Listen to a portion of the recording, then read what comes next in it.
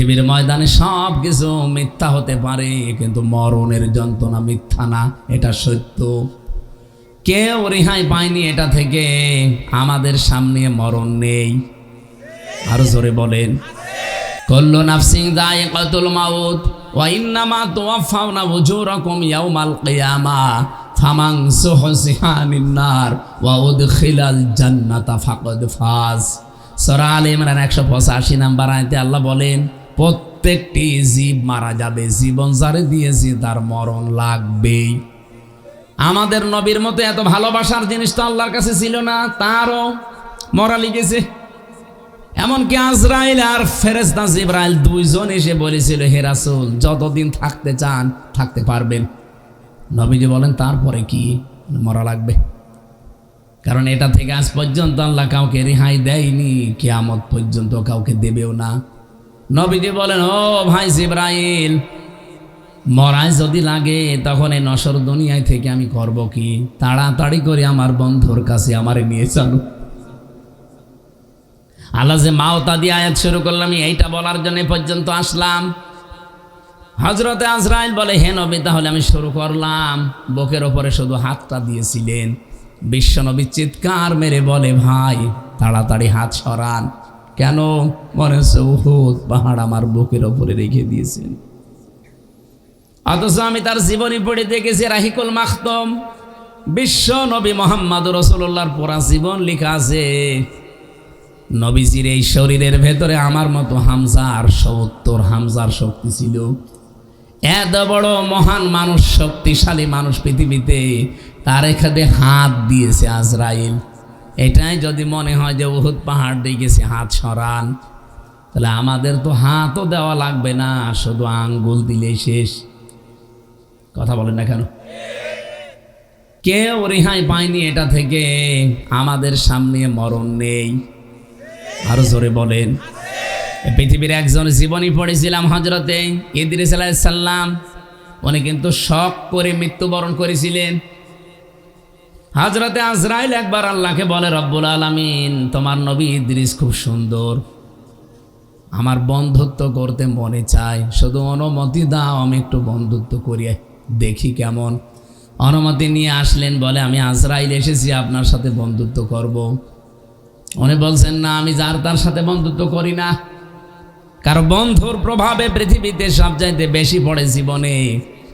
এখানে ওসি সাহেব আছে, এই জন্য আমি কথাটা তুললাম। আপনাদের ছেলে মেয়ে কার সাথে বন্ধুত্ব করে, কার সাথে মেশে, এটা আপনার দায়িত্ব। অনেকে বাড়ি বাড়ি লোক পাঠাবে, কিছুদিন পরে যখন বাবা খাবে, ডাল খাবে, তখন ওনাদের দোষ দেবে যে ওনারা দায়িত্ব পালন করেনি। আর দায়িত্ব তো আপনার ছিল। কার সাথে বন্ধুত্ব করে, কোথায় যায়, কয়টার সময় রাত্রে আসে, ছোটকাল থেকে খোঁজ খবর নেননি। এখন বয়স 25 বছর, এখন যদি বলতে চান আপনারে পিটিয়ে বাড়ি থেকে বের করে দেবে। ওরে যদি ছোটকালে ওইভাবে গড়ে তুলতেন, যাই রাত 9টার পরে তোর কি, কোথায় থাকিস তুই, কার সাথে মেশাস, কার সাথে বেড়াস, কি খাস, আমার সব হিসাব দেওয়া লাগবে। দেখি তোর মোবাইলটা দে, কার কার সাথে তোর বন্ধুত্ব আছে, কার সাথে এফএনএফ করা আছে, কোন কোন বান্ধবীর নাম্বার কার কার আছে আমার কাছে দে, হোয়াটসঅ্যাপে কার কার নাম্বার আছে আমি দেখব। আপনি যদি এই খোঁজ খবর নিয়ে আস্তে আস্তে তারা গড়ে তুলতে পারেন, আর যদি দিনের শিক্ষাটা তার ভেতরে থাকে যে আল্লাহর পরে কিন্তু আপনার স্থান, আল্লাহর কসম ওই ছেলে মেয়ের দ্বারা আপনি কোনোদিন লাঞ্ছিত হবেন না, বৃদ্ধাশ্রমে যাওয়া লাগবে না। নবীজি বলেন, হোমা জান্নাতুকা হোমা নারুকা। পৃথিবীর মানুষেরা সাবধান, মার বাবা এই দুইটাই তোর জান্নাত, এই দুইটাই তোর জাহান্নাম। যদি খুশি রাখতে পারো বৈধ কাজ করে জান্নাতি পেয়ে যাবা, যদি নারাজ হয়ে যায় বৈধ কোনো কারণে, আমি নবী বলছি তুমি জাহান্নামের দরজা অলরেডি ক্রয় করে ফেলেছো। বলেন নাউজুবিল্লাহ। কত বাড়িতে আজ বাবা মা অসহায় হয়ে পড়ে আছে আমি নিজে জানি। আর এটুকুর জন্যে যত মানুষ দায়ী, তার ভেতর অন্যতম হচ্ছে বউ আর ওই বউর মা। এই দুইজন শুধু ওখান থেকে আর কতদিন থাকবেন, আলাদা হয়ে যান। জামাইকেও ফুসলায়, মেয়েকেও ফুসলায়, এমন শাশুড়ি দেশে নেই? বলেন বলেন। সম্মানিত মা বোন যারা বিভিন্ন জায়গায় বসে আছেন, আপনার এই ছোট মনের কারণে আজ পরিবারে শান্তি নেই। আপনি যদি মনটা উদার করতেন যে না, শ্বশুর শাশুড়ি তো আমার মা বাবার মতো, আমার মা বাবা যদি আমার সাথে থাকতো আমি এই আচরণ করতে পারতাম আমার স্বামীকে বলে, না পারতাম না।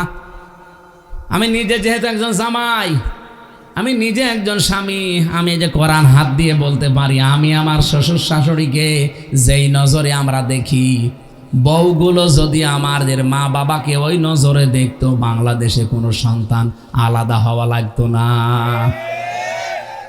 নাকি এলাকায় এসব নেই? আছে মানে থানায় যে দেখেন কত মামলার নালিশ দিতে আছে, ফেরা হয়ে গেল এই পারিবারিক জীবনের নালিশ নিতে নিতে। আমাদের নিজেদের দায়িত্বটা যদি সত্যি আমরা একটু পালন করতাম। হযরতে আজরাইল সরাসরি এসেছে, তারপরও নবী রাজি না, বলছে না আমি যার তার সাথে বন্ধুত্ব করব না, কারণ কিয়ামতের দিন মানুষ উঠবে তার মহব্বতের, বন্ধুর, ভালোবাসার মানুষের সাথে। এজন্য এমন মানুষের সাথে ভালোবাসা মহব্বত সৃষ্টি করা ঠিক না, যে মানুষের সাথে কিয়ামতে উঠলে আপনার নিজেরই লজ্জা করবে। আপনার বন্ধু যদি হয় ডাইলখোর, বাবাখোর, এরকম ডাইলখোর বন্ধু নেই দেশে? এইরকম বন্ধু বান্ধব যদি আপনার থাকে, কিয়ামতের দিন এরকম মানুষের সামনে আপনি উঠবেন, আপনার লজ্জা করে না? এক্ষুনি পরিবর্তন হবে। যার তার সাথে বন্ধুত্ব করা যাবে না, মেশা যাবে না, চলাফেরা করা যাবে না। হযরতে আজরাইল বললেন তুমি যখন এসেছো, ইদ্রিস নবী বলেন ঠিক আছে ফেরেশতা আমি রাজি আছি, কিন্তু আমার 3টা শর্ত মানা লাগবে। 1 নম্বরে আমি শুনেছি যে মরণের যন্ত্রণায় অনেক কষ্ট, তুমি আমার জানটা কবজ করো এখন, এরপরে রূহ আবার ঢুকিয়ে দাও। হযরতে আজরাইল বলে রব্বুল আলামিন গিয়েছিলাম তো নবী মনে করে ভালো জায়গায়, কিন্তু এত ভেজাল, তো মরিয়ে দেখতে চাই।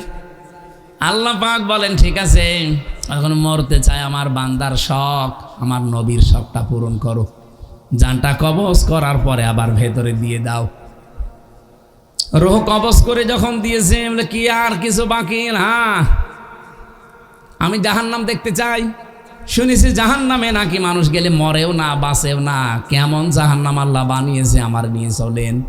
জাহান্নাম ঘুরিয়েছে, এবার বলেন চলেন। ঠিক আছে দেখলাম, আর একটা শর্ত বাকি আছে, আপনি আমার একটু জান্নাতটা দেখান। আমি শুনেছি নাকি জান্নাত আল্লাহ এমন ভাবে বানিয়েছে যে মানুষের চোখ দেখে নাই, কান শোনে নাই, হৃদয়ে কল্পনা বোধহয় হয় নাই। আপনি আমার একটু দেখান তো কেমন। ভেতরে নিয়ে গেছে, ঘুরতেছে, জান্নাত পরিভ্রমণ করছে। বলেন এবার চলেন। হযরতে ইদ্রিস নবী বলে ফেরেশতা তুমি চলে যাও, আমি আর যাব না। কেন? আমি আল্লাহর বক্তব্য জানি, খালিদিনা ফিহা লা ইয়াবগুনা আনহা হিওয়ালা। আল্লাহ বলেন কোনো মানুষ যদি জান্নাতে একবার আসতে পারে, কোনো দিন আমি আল্লাহ তারে আর বের করে দেব না, আর সে বের হতেও চাইবে না। আল্লাহ তো নিজেই জানিয়েছে যে বের করে দেবে না, বারবার ডিস্টার্ব করো, চলে যাও। হযরতে আজরাইল বলে রব্বুল আলামিন এখন আমি কি করি? আল্লাহ পাক বলেন ফিরে আসো ফেরেশতা, আমার নবী ইদ্রিসের কপালে আমি এইটাই লিখেছিলাম। তার জীবনী পড়তে গিয়ে তাফসিরে পেয়েছি এই যে হযরত ইদ্রিস নবী শখ করে মৃত্যুবরণ করেছিলেন, তার এই শখের মৃত্যুতে কেমন কষ্ট হয়েছিল জানেন? একটা জীবিত ছাগলকে নবীজি বলেন জিন্দা অবস্থায় চিরে পোড়া চামড়া ফেলে দিয়ে লবণ দিলে যেমন কষ্ট হয়, ঠিক এই রকম কষ্ট হয়েছিল। পাবনাবাসী উনি মৃত্যুবরণ করেছিলেন শখ করে, তাও নবী মানুষ, তাও আল্লাহর আদরের নবী, যেমন তেমন নবী না, এত বড় আদরের নবী শখ করে মৃত্যুবরণ করে যদি এরকম কষ্ট পায়, আমরা যারা মরতে চাই না তাদের কোনো কষ্টই নেই। নবীজির মতো মানুষ যদি এই কষ্ট সহ্য করতে পারে যে আজরাইল তাড়াতাড়ি হাত তুলে ফেলো, আমি আর পারি না। এই জন্য প্রত্যেকের জীবনে যেটা অপেক্ষা করছে আর কোনো গ্যারান্টিও নেই, যখন তখন চলে আসতে পারে। বসে আছি, দাঁড়ানোর গ্যারান্টি আছে? নেই। আর পৃথিবীর প্রতিটি মানুষের হায়াত কিন্তু সমান। হযরত আদম নবীর পৃষ্ঠদেশ থেকে যখন আমাদের সবাইকে আল্লাহ একদিনে বের করেছিলেন আলমে আরওয়ার জগতে, রুহের জগতে, ওখান থেকে এই যে একটা একটা করে আল্লাহ দিচ্ছে, পাঠাচ্ছে, সাপ্লাই দিচ্ছে। হয়তো 100 বছর 150 বছর পরে আবার চলে যাবেন, আবার নতুন মানুষ আসবে, আমরা আবার চলে যাব, আবার আসবে, আবার চলে যাব। কবরের জগৎ কিন্তু সবার জন্য প্রায় সমান। এদিকে তাকান, প্রশ্ন আসতে পারে 5000 বছর আগে যারা এসেছিল তারা হয়তো 70, 80, 100 বছর দুনিয়ায় বেঁচে ছিল, ওরা চলে গেছে। এখন আমরা এতদিন পরে আসলাম, ওরা কতদিন কবরে আছে আর আমরা এতদিন পরে কবরে যাব। কবর সমান হয় কি করে? হ্যাঁ সমান। হযরতে আদমের পৃষ্ঠদেশ থেকে যেহেতু আমাদের সবাইকে আল্লাহ একদিনে বের করেছেন, আর ওইটা ছিল আলমে আরওয়াহ, রুহের জগৎ। এরপরে আর একটা যে জগৎ আসতেছে এটা আলমে বারজাখ, পর্দার আড়ালের জগৎ। রুহের যে জগৎটা ছিল ওইটাও যেহেতু পর্দার আড়ালের জগৎ, মরণের পরে যেটা আসবে এটাও পর্দার আড়ালের জগৎ। তাহলে আদম নবী থেকে শুরু করে ওই সময় যারা এসেছে তারা ওই সময় বিদায় নিয়ে 50 বছর 100 বছর পরে চলে গেছে, তারা এখন অলরেডি কবরে আছে। আমরা এতদিন কবরে ছিলাম, 100 বছর পরে আমরাও যাব, কারণ ওর হায়াত কবরে, আমার হায়াত কবরে প্রায় একই। মাঝখানে দুনিয়ার জীবনে অল্প কিছুদিন, কারো একটু বেশি, কারো একটু কম। আমার কথা বোঝা গেছে? আল্লাহ এই জন্য আল্লাযী খলাকাল মাউতা দিয়ার পরে হায়াতা দিয়েছেন। আমি হায়াত পেয়েছি তাফসীর 5 প্রকার। 1 নম্বরে হায়াত, যেটা বলা হয় আলমে আরওয়াহ, রুহের ওই জগতে, যেটা অলরেডি আমরা পার করে ফেলেছি, আরও কিছু ভাই বোনেরা আছে। 2 নম্বরের জগৎ ছিল আলমে বুতুন, মায়ের পেটের জগৎটা। এটা প্রায় সবার জন্যই প্রায় সমান। 8 মাস থেকে শুরু করে 10 মাস 10 দিনের ভেতরে দুনিয়ায় আমরা আসি। এরপরে 3 নাম্বার যে জগৎটা এখন চলছে এর নাম আলমে দুনিয়া। এটা সবার জন্য এক না, কারোর জন্য 2 দিন, 5 দিন, 1 বছর, 5 বছর, 100 বছর, 150 বছর। এরপরে যে জগৎ আসতেছে এর নাম আলমে বারজাখ, কবরের জগৎ। এটার মধ্যে পড়ে থাকা লাগবে। 5 নাম্বারটার জন্য অপেক্ষা, যেটা আলমে আখেরাত, যেটা শুরু হয়ে গেলে আর কোনো দিন, আল্লাহ বলে না আর কোনো দিন শেষ হবে না। তামাম দুনিয়া যদি কেউ সরিষা দিয়ে ভর্তি করে দেয়, 70 বছর পরে পরে একটা আকাশ থেকে চিল বা কাক এসে যদি একটা করে সরিষার দানা নিয়ে যায়, নবীজি বলেন হয়তো তামাম পৃথিবী ভর্তি করা, তামাম পৃথিবীর ভর্তি সব সরিষা একদিন শেষ হয়ে যাবে। কতদিন পরে পরে আসে? 70 বছর পর। কিন্তু মানুষের মরণের পরে যে যুগ শুরু হচ্ছে, যে হায়াত, ওই হায়াতের কোনো শেষ নেই। এই হায়াতের ভেতরে আমরা অলরেডি 2টা পার করেছি, সামনে 2টা আছে, মাঝখানেরটায় আমরা আছি। রব্বুল আলামিন বলেন কেন বানালাম এই মাঝখানেরটা জানো? লিয়াবলুয়াকুম আইয়ুকুম আহসানু আমালা। আমি চাই দুনিয়ার এই ছোট্ট জগতে প্রতিটি বান্দা বান্দি যেন তার কাজটা ভালো করে আসে। কাজ বেশি বেশি করে তা আল্লাহ চাইনি, আল্লাহ চেয়েছেন আকসারু আমালা, না আহসানু আমালা। আল্লাহ যদি আকসারু আমালা বলতো তাহলে বেশি বেশি কাজ করতেন। আল্লাহর বেশি কাজ দরকার না, আল্লাহর ভালো কাজ দরকার। কোরআন শরীফ হেদায়েত দেবে পৃথিবীর সব মানুষকে, কিন্তু কেউ যদি আবা হয়ে যায়, অস্বীকারী হয়ে যায়, সীমা লঙ্ঘনকারী হয়ে যায়, তাদেরকে আর কোরআন হেদায়েত দেয় না। যেমন আমরা এর আগে দেখেছিলাম ফেরাউনকে, ও অস্বীকারী ছিল, সীমা লঙ্ঘনকারী ছিল। আবু জেহেলকে ও অস্বীকার তো করেছে, সীমাও লঙ্ঘন করেছিল, এজন্য হেদায়েত পায়নি।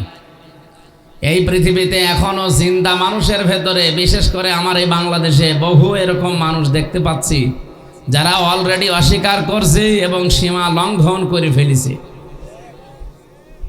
ইন্নামা নুমলি লাহুম লিয়াজদাদু ইসমা ওয়া লাহুম আযাবুম মুহিন। মানুষ যখন পাপ করতে করতে সীমা ছাড়িয়ে চলে যায়, তখন তার কপালে আর হেদায়েত থাকে না, ওকে আল্লাহ অপমানজনক নিকৃষ্ট শাস্তির ভেতরে ফেলে দেয়। পাবনাবাসী, আমাদের কপালে যেন ওইরকম কিছু না আসে। আমরা কোরআন থেকে হেদায়েত পেতে চাই ইনশাআল্লাহ। সুতরাং সবাই মিলে দল মত নির্বিশেষে আমরা শুকরিয়া আদায়ের মাধ্যম যেটা আছে বলেন আলহামদুলিল্লাহ। এটা একটা বাক্য, শুকরিয়া আদায় করার জন্য একটা বাক্য এটা। কিন্তু কেউ যদি কোনো নিয়ামতের শুকরিয়া আদায় করতে চায়, তার পদ্ধতি 3টা। কয়টা? পাবনাবাসী খেয়াল করবেন, সূরা ইব্রাহিম 7 নম্বর আয়াতে আছে লাইন শাকারতুম লাযিদান্নাকুম ওয়া লাইন কাফারতুম ইন্না আযাবি লাশাদীদ। অবশ্যই কেউ যদি আমার নিয়ামত পেয়ে শুকরিয়া আদায় করে, লামে তাকিদ নুনে সাকিলা, আল্লাহ গ্যারান্টি দিয়েছেন অবশ্যই ওটা আমি বৃদ্ধি করে দেব। এখন নিয়ামতের শুকরিয়া আদায় করবেন কি করে? 1 নাম্বার পদ্ধতি, আপনাকে মুখে স্বীকার করা লাগবে যে হ্যাঁ এটা নিয়ামত। আজকে যে আলোচনা হচ্ছে, পৃথিবীতে 3টা জায়গায় যদি কেউ সম্পদ খরচ করে, সময় ব্যয় করে, কিয়ামতের দিন ওই সম্পদের ওই সময়ের হিসাব আল্লাহর কাছে দেওয়া লাগবে না। 1 নম্বরে কোরআনের পেছনে কারো যদি সময় ব্যয় হয়, কিয়ামতের দিন এই সময়টা আল্লাহ হিসাবের বাইরে রাখবে। 2 নম্বরে কেউ যদি পরিবারস্থ লোকদের জন্য সম্পদ খরচ করে, সময় খরচ করে, কিয়ামতের দিন ওই সময়ের ওই সম্পদের হিসাব দেওয়া লাগবে না। 3 নম্বরে যারা জিহাদের ময়দানে কাজ করে, নিজে যদি যেতে না পারেন তাদেরকে সাহায্য করলে ওই সম্পদ ওই সময় ওর হিসাব আল্লাহ নেবেন না। আজকে যেহেতু ব্যয় হচ্ছে সময়টা কোরআনের পেছনে, নাকি সবাই না, কত মানুষ আজকেও তার প্রেমিকার পেছনে সময় ব্যয় করছে। আপনি যদি বিশ্বাস না হয় রাস্তাঘাটে দেখেন, ওরা এখনো আল্লাহর নাম নিয়ে চালাচ্ছে না। আপনারা থামেন।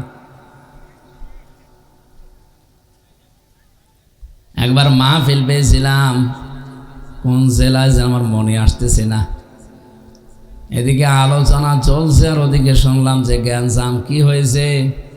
বলে 2 জন এসে বাঁশতলায় ধরা খেয়েছে। আমি বললাম আল্লাহ, আমারে ওয়াজে বসে ওরা আর এক ওয়াজে আছে।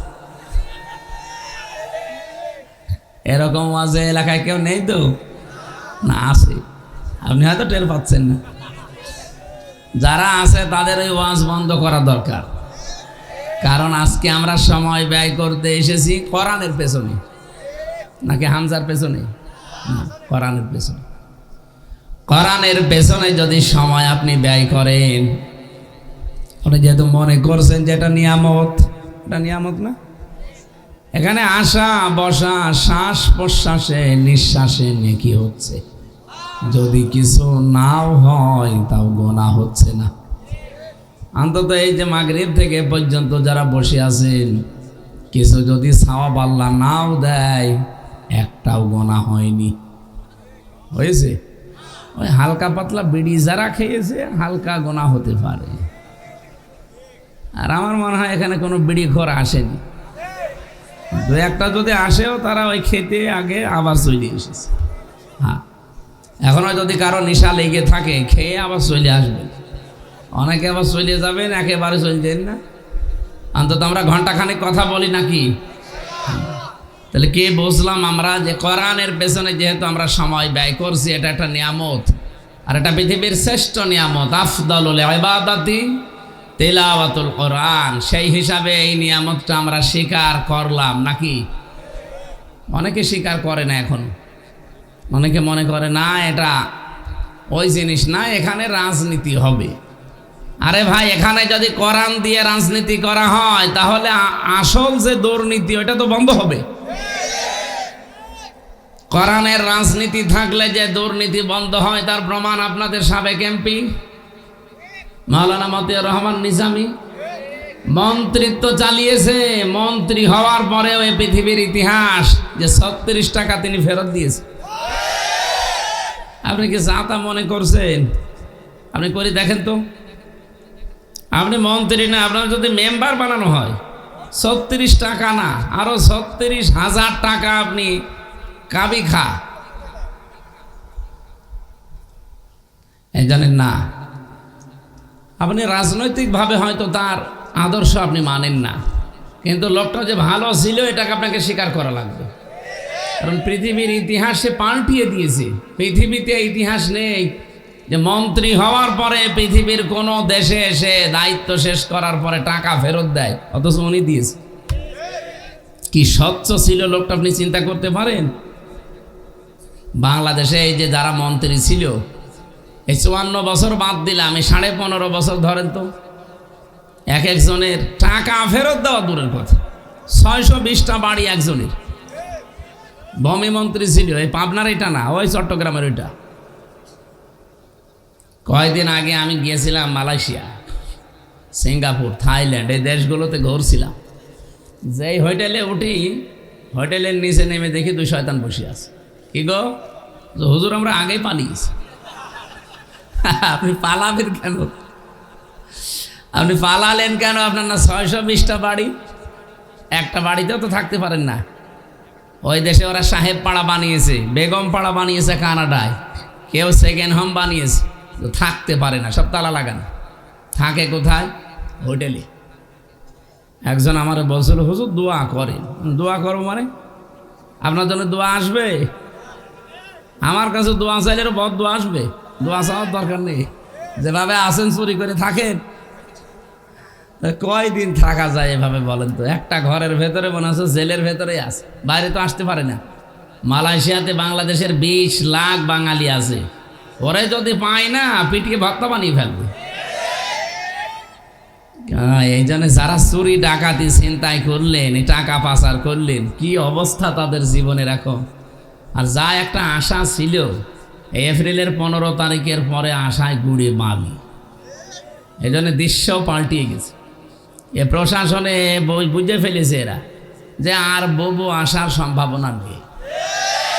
কারণ আমেরিকার উপমন্ত্রী যখন জামাতের আমিরের সাথে বৈঠক করছে, তারেক জিয়া, বেগম জিয়া যখন আমার আমির জামাতের সাথে বৈঠক করছে লন্ডনে, তখন এ দেশে আর ও ববু আসবে না। বেকার ওর পেছনে স্লোগান দিয়ে পেছনে লাল হবে গোপালগঞ্জের মতো। দেখেননি গোপালগঞ্জে কি লাল হয়েছিল? এমন লাল করেছিল এই প্রশাসন পিটিয়ে। ওই সময় শুনতাম গোপালগঞ্জ থেকে কেউ ঢাকায় যদি আসে, বসে আসলে 300 টাকা, দাঁড়িয়ে আসলে 1000 টাকা। বসটা কি করি? প্রশাসন কি ভাই বন্ধু বাবা বলে মেরেছে, একেবারে যা বলা দরকার তাই বলে পিটিয়েছে। আর্মির গাড়িতে আগুন লাগিয়েছে, কি সাহস ওদের দেখেছে? ওই ববু উস্কানি দিত আর লাফাইত। কিন্তু 15 এপ্রিলের পরে উস্কানি অলরেডি বন্ধ হয়ে গেছে। পৃথিবীর ইতিহাস এখন আর আগের গতিতে চলছে না। 257টা দেশের রিপোর্ট এসেছে এই এপ্রিলের 15 তারিখে। খোঁজ খবর কিছু রাখেন পৃথিবীর? দেখি আপনাদের দুনিয়া সম্পর্কে কেমন খেয়াল আছে। এই পৃথিবীতে সবচাইতে দামি পানির নাম কি বলেন তো? পানি পানি বলেছে, পানি, জল, পানি, ওয়াটার যাই বলে। পৃথিবীতে সবচাইতে দামি পানি। যারা লেখাপড়া করে এরা কি পড়ে দেখি তো, সাধারণ জ্ঞান কেমন আছে? হ্যাঁ, না হয়নি। ভারতের মুকেশ আম্বানি, ওর স্ত্রী আছে না নীতা আম্বানি, মনে করছেন হুজুর কিছু জানে না? হ্যাঁ, না না, ওটার নাম অ্যাকোয়া ক্রিস্টলা। আরে 1 লিটার পানির দাম বাংলাদেশের টাকায় 55 লক্ষ টাকা। আমার মাঝে মাঝে মনে হয় এই মহিলা যদি 24 ঘন্টায় 4-5 বোতল পানিও খায়, তাহলে কমপক্ষে 3 কোটি টাকার শুধু পানি খায়। এর ভেতরে স্বর্ণের কি যেন মিশানো আছে, এই জন্য এটা খেলে নাকি যৌবন ঠিক থাকে। এই যে দামি পানি, এই তথ্যটা আমি কয়েকদিন আগে মালয়েশিয়া একটা সেমিনারে গিয়েছিলাম বিশ্ববিদ্যালয়ে। ওখানে একজন রাশিয়ার ডক্টর ছিল, উনি ওনার ভাষা দিয়ে আমার জিজ্ঞাসা করছিল যে আপনি বাংলাদেশ থেকে এসেছেন, আপনি তো আমার আগে কথা বললেন, বলেন তো পৃথিবীতে শ্রেষ্ঠ পানি কোনটা? আমি মনে করছিলাম যে জমজমের পানি, কারণ এটা খুব দামি পানি। আমারে ওনার ভাষা দিয়ে বলছে জমজমের পানি কয় টাকা, 1 গ্লাস কয় টাকা হবে? অথচ যে নীতা আম্বানি এর বউ যে পানি পান করে, নীতা আম্বানি কি মুকেশ আম্বানির স্ত্রী, এটা 55 লক্ষ টাকা আপনাদের বাংলাদেশের টাকা অনুযায়ী। তার মানে উনি আমাকে দেখলো যে পৃথিবী সম্পর্কে কোনো খবর রাখে কিনা। তা আমার তো মনে হচ্ছে যে আপনারা ঠিক আমার মতোই হয়েছে, কোনো খোঁজ খবর রাখে না। অথচ একজন খ্রিস্টান, রাশিয়া ভার্সিটির স্যার, উনি একটা আয়াত বলছিল কোরআনে কারিমের, আরবি তো বলতে পারে না, বাংলাটা মানে ইংরেজিতে ট্রান্সলেশন করছিল। অমিজাজুহু মিন তাসনিম, কোন সূরা আছে এখানে? হাফেজ মাফেজ নেই, সূরা মুতাফফিফিনে। অমিজাজুহু তাসনিম আইনা ইয়াশরাবু বিহাল মুকাররাবুন। আল্লাহ বলেন যারা নিকটবর্তী হবে আমার এই নিকটতম নিকটবর্তী বান্দাদেরকে আমি তাসনিম পান করাবো। এই তাসনিম যেটা বলা হয় এইটারই এখন এই যে নাম দিয়েছে ইংরেজিতে ক্রিস্টলা অ্যাকোয়া। সম্মানিত ভাইরা, দুনিয়া সম্পর্কে একটু খোঁজ খবর রাখা লাগবে। এপ্রিলের 15 তারিখে 257টা দেশের রিপোর্ট দিয়েছে খ্রিস্টান মাইক্রোসফট থেকে পৃথিবীতে। বাংলাদেশের রিপোর্ট হচ্ছে আগস্টের 5 তারিখের আগে এই দেশে মানুষ 100 জনের মাত্র 15 জন বলতো আমরা রাষ্ট্রীয়ভাবে দেশে ইসলাম চাই। কতজন? মাত্র 15 জন 100 জনের, তার ভেতরে এই লোকটা হবে একজন। কি আপনি রাষ্ট্রীয়ভাবে ইসলাম চান না? হ্যাঁ, চান না? হ্যাঁ, তার মানে 100 জনের মাত্র 15 জন, উনি একজন। 15 তারিখের পরে এখন রিপোর্ট এসেছে এই দেশে এখন 100 জনের 77 জন মানুষ বলছে আমরা রাষ্ট্রীয়ভাবে ইসলাম চাই। এখানে যদি জরিপ চালান আমার মনে হয় শুধু পুলিশ বাদ দিয়ে সবাই বলবে, পুলিশও বলবে। হ্যাঁ, পুলিশও এখন আর আগে 5 তারিখের আগে নেই, এখন পুলিশও পাল্টিয়ে গেছে। যদিও এই পোশাকটা দেখলে এখনো অনেকে এখনো পর্যন্ত ওই আগের ওই না, এখন আর নেই। ওরা এই 15 তারিখের পরে দেখেননি কামরুল টাকরে পেছনে হাত বেঁধে হ্যান্ডকাপ লাগিয়ে দিয়েছে। অথচ কয়েকদিন আগে কামরুল টাকের গরমে 2 হাত দূরে থাকত। এখন ওরা বুঝে ফেলেছে যে টাক টোকের আর কোনো কাজ নেই, এই যা অপরাধ করেছে এদের এখন শাস্তি দেওয়া লাগবে। আমরা যা দেখতে পাই আন্দাজে না, যেহেতু 100 জনের 77 জন মানুষ 8.5 মাসের ভেতরে অলরেডি এ পর্যায়ে এসেছে।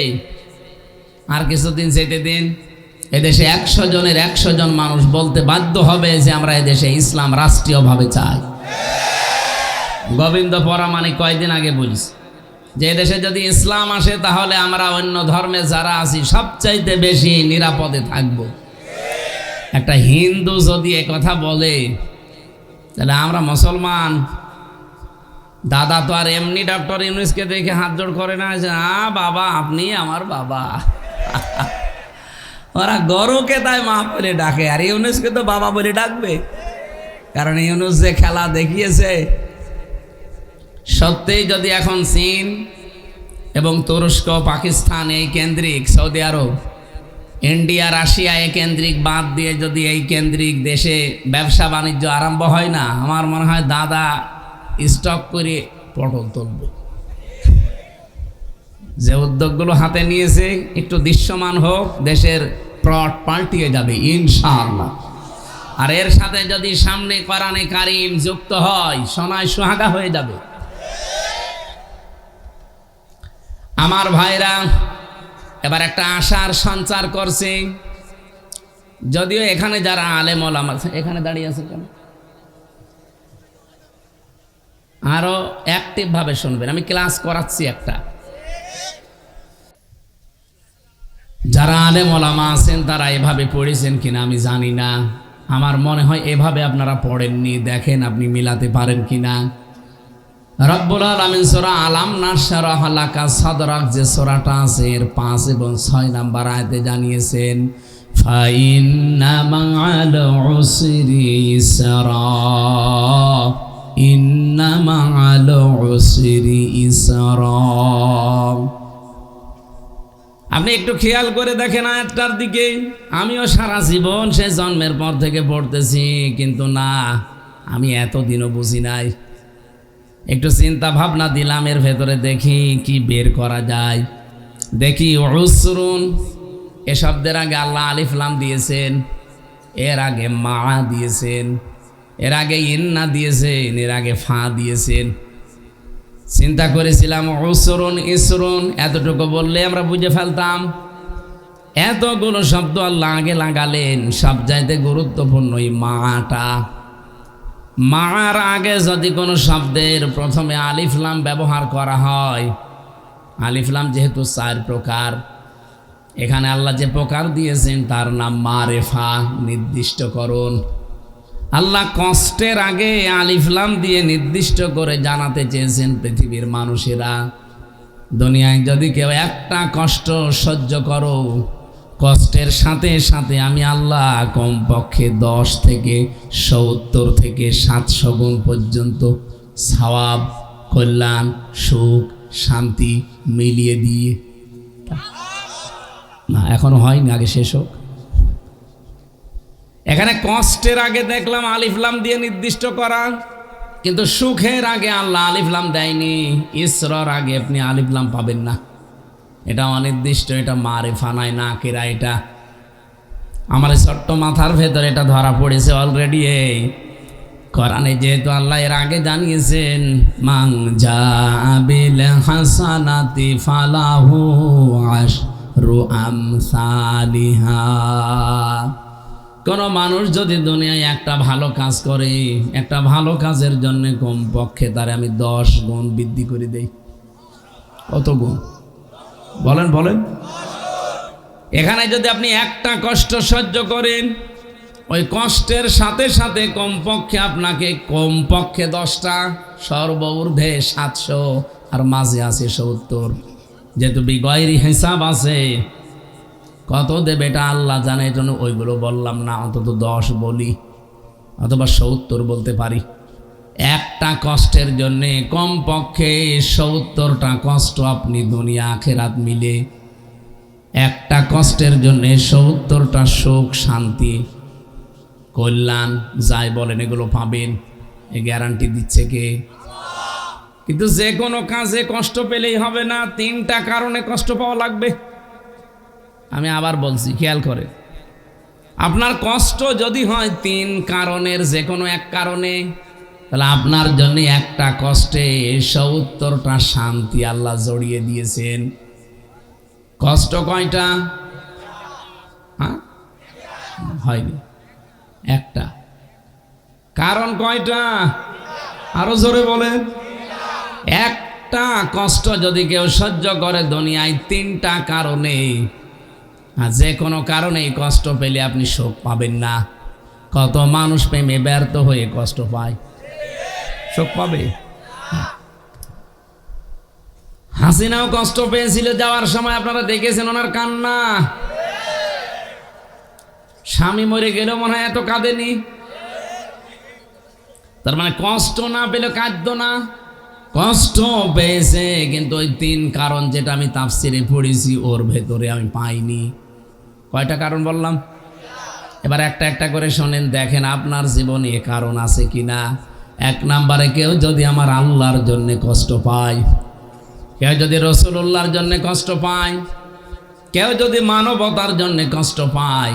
এই যে লোকটা আমি কিছুক্ষণ শুনলাম, ফার্স্ট ক্লাস, ফার্স্ট আরবিতে এত নাম্বার পেয়েছে রাজশাহী বিশ্ববিদ্যালয়, ওনার ওপরে নাম্বারে আজ পর্যন্ত কেউ পায়নি নাকি। অথচ জীবনে বহু কিছু হারিয়েছে শুধু আল্লাহর পথে চলার কারণে। কষ্ট পাওয়া লাগবে কয় কারণে? আল্লাহর জন্যে, রাসূলুল্লাহর জন্যে, মানবতার জন্যে।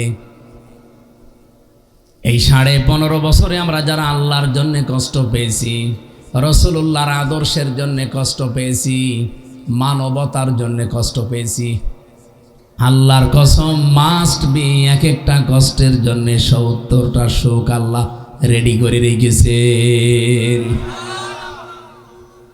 সিস্টেম অপর পৃষ্ঠায় দেখুন, আল্লাহ যেহেতু রিপিট করেছেন আয়াতটা, এই জন্য বলছি ইন্না মাল উসরি ইসরা। অবশ্যই দুনিয়াতে কোনো মানুষ যদি একটা সুখ ভোগ করে, আর সুখটা যদি হয় অবৈধ, এই এদিকে তাকান, আপনি যদি দুনিয়ায় একটা সুখ ভোগ করেন, আনন্দ পান, আর ওই আনন্দ ওই সুখটা যদি হয় অবৈধ, তাহলে একটা সুখের কারণে দুনিয়া আখিরাত মিলে কমপক্ষে ৭০টা দুঃখ আপনার জন্য অপেক্ষা করছে। এবার আসেন তো সুখ অবৈধ। এই 15.5 বছরে আমি নাম ধরে বলছি, যারা দায়িত্বে ছিল তারা সুখ পায়নি। কথা বলে না কেন? এ সুখ পেয়েছে, শান্তি পেয়েছে, আনন্দ পেয়েছে, এটা কি বৈধ সুখ? অবৈধ। কারণ যারা চেয়ারে ছিল ওই চেয়ারে বসে সুখ পেয়েছে, চেয়ারই তো বৈধ না। আমার এখন 33 বছর বয়স, 92 সালে আমার জন্ম। আমি মাঝে মাঝে হিসাব করি, 18 বছর থেকে যদি আমি ভোট দেওয়া আরম্ভ করতাম, অন্তত 3 বার ভোট দিতে পারতাম, একবারও পারি নাই। তার মানে 3 বছরে এই 3 টার্মে একবারও ভোট হয়েছে। এই 3 বারে যারা ছিল তারা চেয়ারে ছিল না? বলেন বলেন। বিশেষ করে 1628 জন মানুষ, এই মানুষগুলোর কপালে দুঃখ আছে, কারণ এরাই বেশি সুখ পেয়েছে। আমি একটা একটা করে নাম ধরে সবার বলতে পারতাম, কিন্তু নাম ধরা আমার উদ্দেশ্য না। যারাই ছিলেন আপনারা কিন্তু জানেন। এখানে যিনি ছিলেন এটা টুকু আল্লাহর এই বান্দা, ও নিজেও জানে যে হাসিনা অবৈধ জোর করে আছে, তারপরে উনি গলা বাড়িয়ে দিয়েছে যে আমি মন্ত্রী হব, আমি এমপি হব। হয়েছেও, হয়ে সুখ পাইনি, শান্তি পাইনি। এই সুখ কি অবৈধ না বৈধ ছিল? এই কথা বলছেন। যারা এরকম অবৈধ সুখ পেয়েছেন বিভিন্ন চেয়ারে বসে বসে, এক একটা সুখের কারণে আপনার কপালে যদি ৭০টা করে দুঃখ আল্লাহ লিখে রাখে, যেহেতু মার পরে আছে, মার পরে আল্লাহ উসরুনের আগে আলিফ লাম দিয়ে নির্দিষ্ট করে দিয়েছেন, এরপরে আল্লাহ ইসরা দিয়েছেন।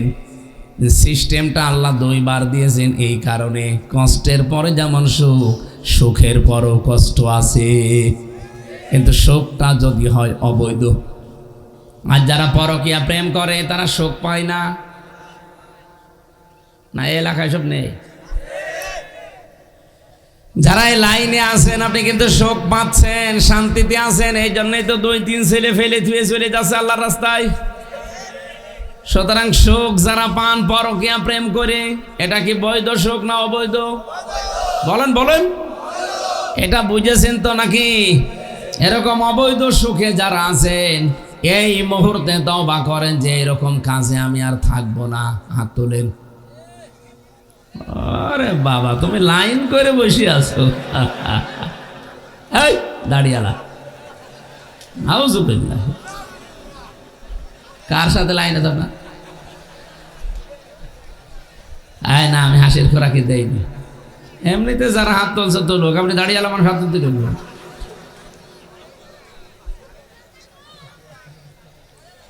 মেয়েদের ভেতরে এই স্বভাবটা এখন বেশি দেখতে পাচ্ছি। আপনি ইন্টারনেট দেখেন, প্রতিদিন বাংলাদেশের বিভিন্ন জেলাতে, আর এগুলো সব চাইতে বেশি নোয়াখালী এলাকায়, ওদের যৌবন মনে হয় বেশি। 2-3টা ছেলে রেখে চলে যাচ্ছে আর একজনের সাথে, যে বলছে আমি অনশন করলাম, আমারে বিয়ে না করলে আমি মরে যাব। তুই মরে যাওয়াই ভালো, তোর বেশি থেকে দরকার কি?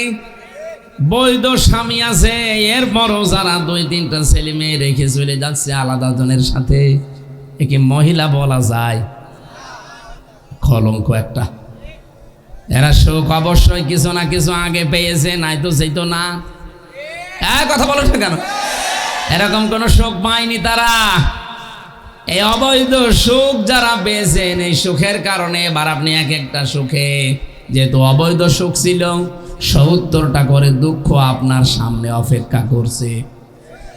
এই 15.5 বছরে যারা অবৈধ সুখ ভোগ করেছেন 50টা না করেনি, অন্তত 50টা সুখ যদি ভোগ করে থাকেন, বলেন তো এক একটা সুখে ৭০টা, 50টায় কয়টা? হট, কিসের হিসাব করেন আপনি? 550 মানে 3,500। 3,500 হবে না? তাহলে ৩৫০০ দুঃখ কষ্ট অকল্যাণ অপমান আপনার জন্য আল্লাহ রেডি করে রেখেছেন।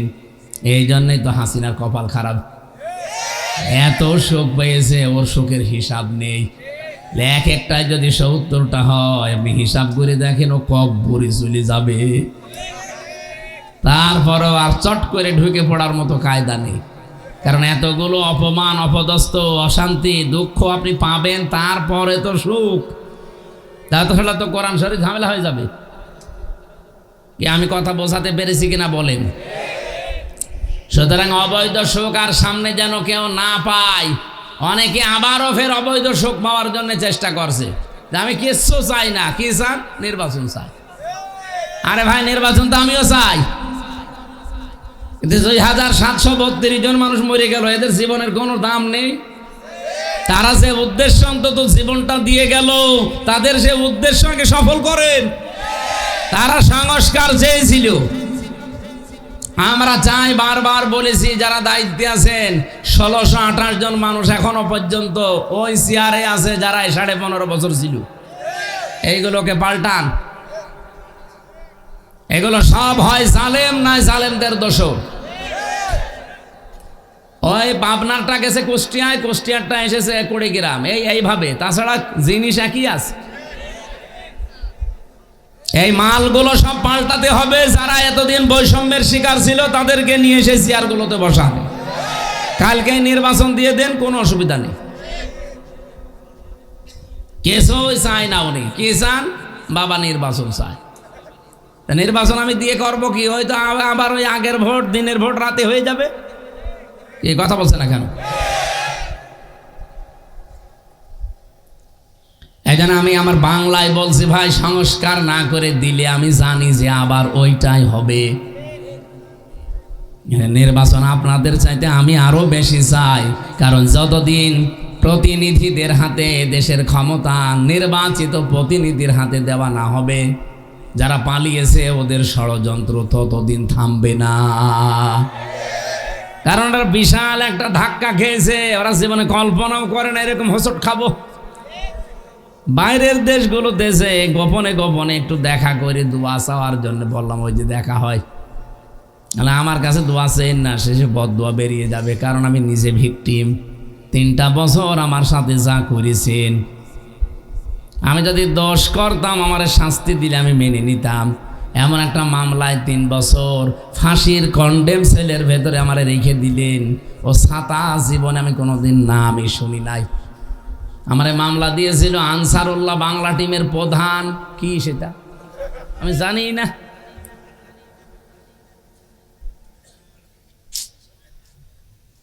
যারা রিমান্ডে নিয়ে 8 স্তরে আমার প্রশ্ন করতো, এতগুলো রিমান্ডের যে বিভিন্ন রকমের গোয়েন্দা সংস্থা আসতো একটার পরে একটা, এসে জিজ্ঞাসা করতো, হুজুর এইটা জানেন?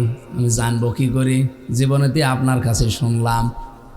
ওরা মানে নিজেরাও বলতো যে আপনি কিছু জানেন না, আমরাও জানি, কিন্তু উপরওয়ালার নির্দেশ। আজ বাংলাদেশের প্রশাসনের উপরে এখনো সাধারণ মানুষের রাগ। এই পোশাক এদের জন্য না, শুধুমাত্র উপরওয়ালা কিছু কোলাঙ্গার ছিল তাদের জন্য মানুষ এখনো এদেরকে দেখতে পারে না। এ মানুষগুলোকে লাঠিয়াল বাহিনী হিসাবে ব্যবহার করেছে। এই কিছু উপরের অফিসার ছিল, এই কোলাঙ্গার এগুলো।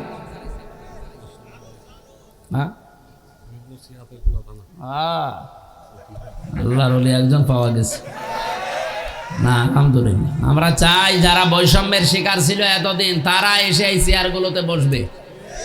এই ১৬২৮ জনের একজনও যেন না থাকে। আমরা যে কথা তুলেছিলাম সূরা আলাম নাশরা দিয়ে, এদিকে তাকান। নাকি ওসি সাহেবের চেহারা ভালো বলছে, ওইদিকে তাকাচ্ছে। একটা অবৈধ সুখ যদি দুনিয়ায় কেউ ভোগ করেন, আল্লাহর কসম, আল্লাহ নিজে যেহেতু জানিয়েছে এটা মিথ্যা হবে না, দুনিয়া আখিরাত মিলে আপনাকে আল্লাহ ৭০টা দুঃখ ভোগ করাবে। এই জন্য কোনো অবৈধ সুখ আর সামনে আমরা পেতে চাই? বলেন বলেন। আপনি চেয়ারে বসবেন, বৈধভাবে বসেন। অবৈধভাবে কোন কারণে বসে আবার ওরকম ফের ৭০টা দুঃখ পাওয়ার রাস্তা খুলতেছেন? ফাতিলকা বুয়ুতুহুম খাওফিয়াতাম বিমা যালামু। সূরা নমল 19 নাম্বার পারা 20 নাম্বার পৃষ্ঠার 7 নাম্বার লাইনের 52 নাম্বার আয়াতের প্রথম অংশে আছে। তাফসিরে ফি জিলালিল কোরআনে পাবেন। সাইয়্যিদ কুতুব লিখেছেন রহমতুল্লাহ আলাইহি। এই ছেলে গল্প করছো না?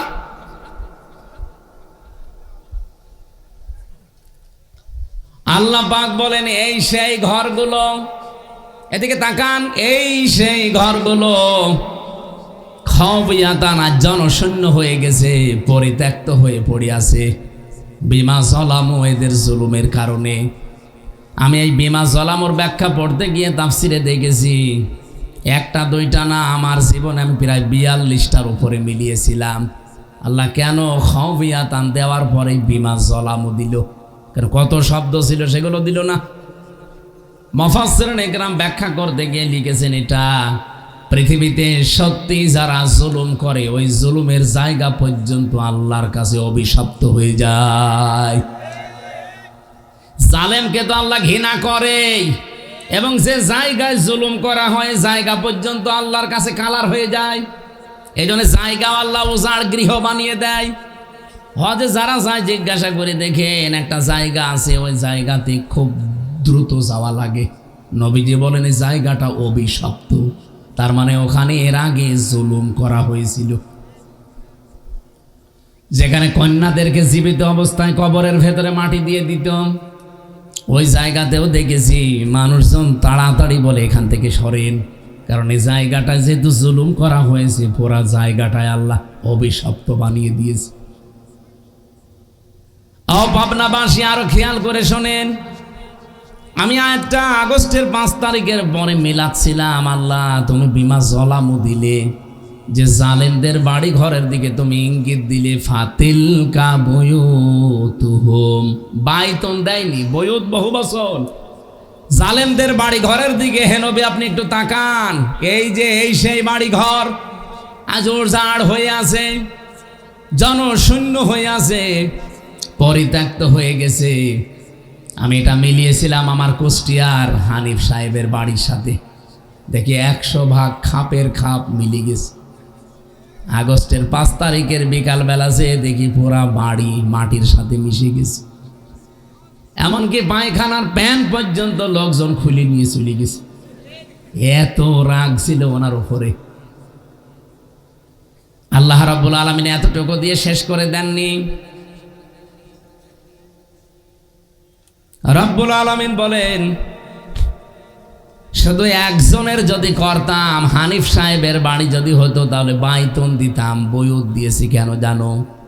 তামাম পৃথিবীতে এরকম বহু জালেমের আস্তানা আছে।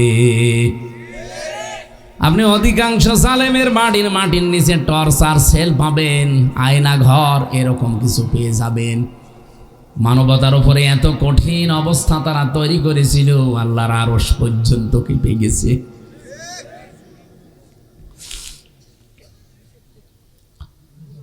পাবনাবাসী এখানে কি গো এত সমস্যা করলে ধাও পাবনা কি সমস্যা? কি আপনাকে চা নিয়ে আসার দরকার কি? নিজেও শোনে না, মানুষকে শুনতে দেয় না।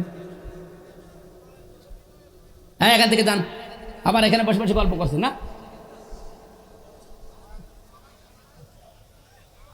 একটা প্রশ্ন করলে তো বলতে পারেন না, কি বসে বসে কি শোনেন? জীবনে আয়াতের এই ব্যাখ্যা জীবনে শুনেছেন আপনি? একটা অবৈধ সুখ পেলে 70টা আপনাকে অশান্তি দুনিয়া ভোগ করা লাগবে। আমি গতানুগতিক কথা বলি না ভাই, বাস্তবের সাথে মিললে বলি, না হলে আয়াত বাদ দিয়ে দেয়। যেটা আমি বসবো না ওটা আপনাকে বোঝাবো কেন? আমি দেখতে পাচ্ছি জালেমরা যেখানে যেখানে, বাংলাদেশে 630টা থানা আছে, যেখানেই গিয়েছি জালেমদের বাড়ি ঘর নেই, সব উলটপালট করে ফেলেছি। আল্লাহ এতটুকু যদি শেষ করে দিত তাও আমি আয়াতটা নিয়ে আসতাম না। এর পরেরটা আমাদের জন্য, ইন্না ফি যালিকা লাআয়াতাল লিকওমি ইয়ালামুন। আরবি গ্রামার যারা বোঝে, 2টা জিনিস এখানে দেখবেন আছে, ইন্না আছে আর লামে তাকিদ আছে। আল্লাহ তাআলা বলেন অবশ্যই এর ভেতরে শিক্ষা আছে যারা জ্ঞানী তাদের জন্যে। কি শিক্ষা? আপনি চিন্তা করতে পারেন আগস্টের 5 তারিখের আগে হানিফ সাহেবের বাড়ি ভাঙা না, ওর বাড়ির দিকে চোখ তুলে কেউ তাকালে তার জায়গা হতো জেলখানা। কারণ উনি বাংলাদেশের 3 নাম্বার জায়গায় ছিলেন। অথচ আগস্টের 5 তারিখের পরে আপনি চিন্তাও করতে পারেন না, তারাও কোনোদিন কল্পনায় আনে না যেটা হতে পারে। কারণ পরিকল্পনা সব আমরা যা করি আমাদের ওপরে আর একটা আছে। আমারটা হয়তো একরকম হতে পারে, কিন্তু উনি যেটা করে রেখেছে ওইটাই হবে। কে কথা বলে না কেন? আল্লাহ বলেন অবশ্যই জ্ঞানীদের জন্য এখানে শিক্ষা। কি শিক্ষা আছে? ফাকতিয়া দাবিরুল কওমিল্লাযিনা যালামু, এটা সূরা আনামে আছে 7 নাম্বার পারা 12 নাম্বার পৃষ্ঠা 4 নাম্বার লাইনের 45 নাম্বার আয়াতের প্রথম অংশে আছে। আল্লাহ বলেন জালেমদের শিকড় কাটা হয়ে গেছে। কেটেছে কে? না না, আপনি আলেম, এনে আলেম তো কথা বলছে না। ফাকতিয়া এটা মজহুলের ফাইল বা কর্তা কে জানা নেই। এই যে জালেমদের সারা পৃথিবীতে বাড়ি ঘরগুলো ভেঙে চোরমার করে মাটির সাথে মিশিয়ে দিচ্ছে, সামনে আরো যারা জুলুম করবে তাদেরও মিশবে। আপনি 1 আর 2 একটু তাকিয়ে দেখবেন, এই ইসরায়েলের যারাই অত্যাচার করেছে ওদের আল্লাহ নিজে নিশ্চিহ্ন করে দেবে। ভারতের বুকে যারা আল্লাহর ঘরগুলো একটা একটা করে মাটির সাথে মিশিয়ে দিচ্ছে, ওদের টাইট আল্লাহ এখনই করতে পারে। অনেকে বলছে আবাবিল পাঠালেই তো হয়ে যায়। আরে আল্লাহ আবাবিল পাঠাবে কোন সময়? 1500 বছর আগে আল্লাহ যখন আবাবিল পাঠিয়েছিল ওই সময় ঘর রক্ষা করার জন্য এরকম মুসলমান ছিল না। কিন্তু এখন বিশ্বে মুসলমান 210 কোটি। এত মুসলমানকে আল্লাহ দুনিয়ায় বাঁচিয়ে রেখেছেন, এরপরও তার ঘর ভাঙে আর আমরা যদি আঙ্গুল চষি, আল্লাহ কোন দায় পড়েছে যে এখনই তুমি আবাবিল পাঠাবেন? তাহলে আমাদের মতো মুসলমান পৃথিবীতে থাকার দরকার কি? আল্লাহ পাঠাতে পারে নাকি সে শক্তি এখন আর নেই? যেটা বলতে চাই, এখান থেকে জালেমদের শিকড় যেহেতু কাটা হয়ে গেছে, কে কেটেছে কেউ জানে না। প্রশাসনের লোক আছে, এখন যদি কুষ্টিয়ার সদর থানায় মামলা দিতে যান যে হানিফের বাড়ি ভেঙেছে, কে ভেঙেছে কেউ জানে না। হ্যাঁ, কেউ জানে না। অথচ জিনিসপত্র একটাও নেই। বললাম পায়খানার প্যানও খুলে নিয়ে চলে গেছে। এখান থেকে আমাদের জন্য আল্লাহ যেটা দিতে চেয়েছেন, আমি যেটা পেয়েছি, দেখেন তো মেলে কিনা। ইন্না ফি যালিকা লাআয়াতান লিকাওমিন ইয়ালামুন, অবশ্যই এখানে তোমাদের যাদের জ্ঞান আছে, মগজে যাদের কাজ করে তাদের জন্য শিক্ষা। কি? জালেমদের এত বড় শিকড়, ইউনিয়নের দারোয়ান থেকে সংসদ পর্যন্ত সব জায়গায় জালেমদের সব লোক রেডি করা ছিল। আপনি প্রত্যেকটা বিভাগে দেখবেন ওদের 2-3 স্তরে লোক ছিল। রিমান্ডে আমারে 8 ভাবে প্রশ্ন করেছে। প্রশাসনের এক একটা ধাপ আসতো, এক এক রকম প্রশ্ন করত। মামলার আয়ু থেকে শুরু করে একেবারে বিচারপতি পর্যন্ত সব জালেমদের লোক সেট করা। আমার পক্ষে শুধু দাঁড়িয়েছিল আমার মামলার উকিলটা, তা উকিলের কথা বলা শুনি না। মামলার আয়ু ওদের, পিপি ওদের, রিমান্ডে নেবে ওদের, সাক্ষী ওদের, যে জজ ওদের, বিচারপতি ওদের, একটা একটা করে যা করবে সব ওদের। আমার শুধু একজন উকিল, ও উকিলের কথা শুনলেও চলে, না শুনলেও চলে। শুনতো না তার প্রমাণ 3 বছরের ভেতরে মামলাটা প্রায় 30 বারের ওপরে সিএমএম কোর্ট, জজ কোর্ট, হাইকোর্টে তুলেছিল, একবারও জামিন দেয়নি। দেবে কি করে? কারণ বিচারপতির হাতে, জজের হাতে কিচ্ছু নেই, সব আছে আল্লাহর ওলির হাতে। উনি যা বলবে তাই। যেহেতু লাল দাগ দিয়েছিল এই জন্য কিছুই হয়নি। অথচ আগস্টের 5 তারিখের পরে শুধু এই মামলা তুলতে দেরি। বিচারপতি বলছে কি দেখি মামলার রায় দেব, এর ভেতরে কোনো মাল নেই, জান খারিজ করে দিলাম। আমি বলতে গেলাম যে বিচারপতি 3 বছর তো এই মামলা আপনার কাছে ছিল, 3টা বছরে তো কোনোদিন বলেন না যে এর ভেতরে মাল নেই।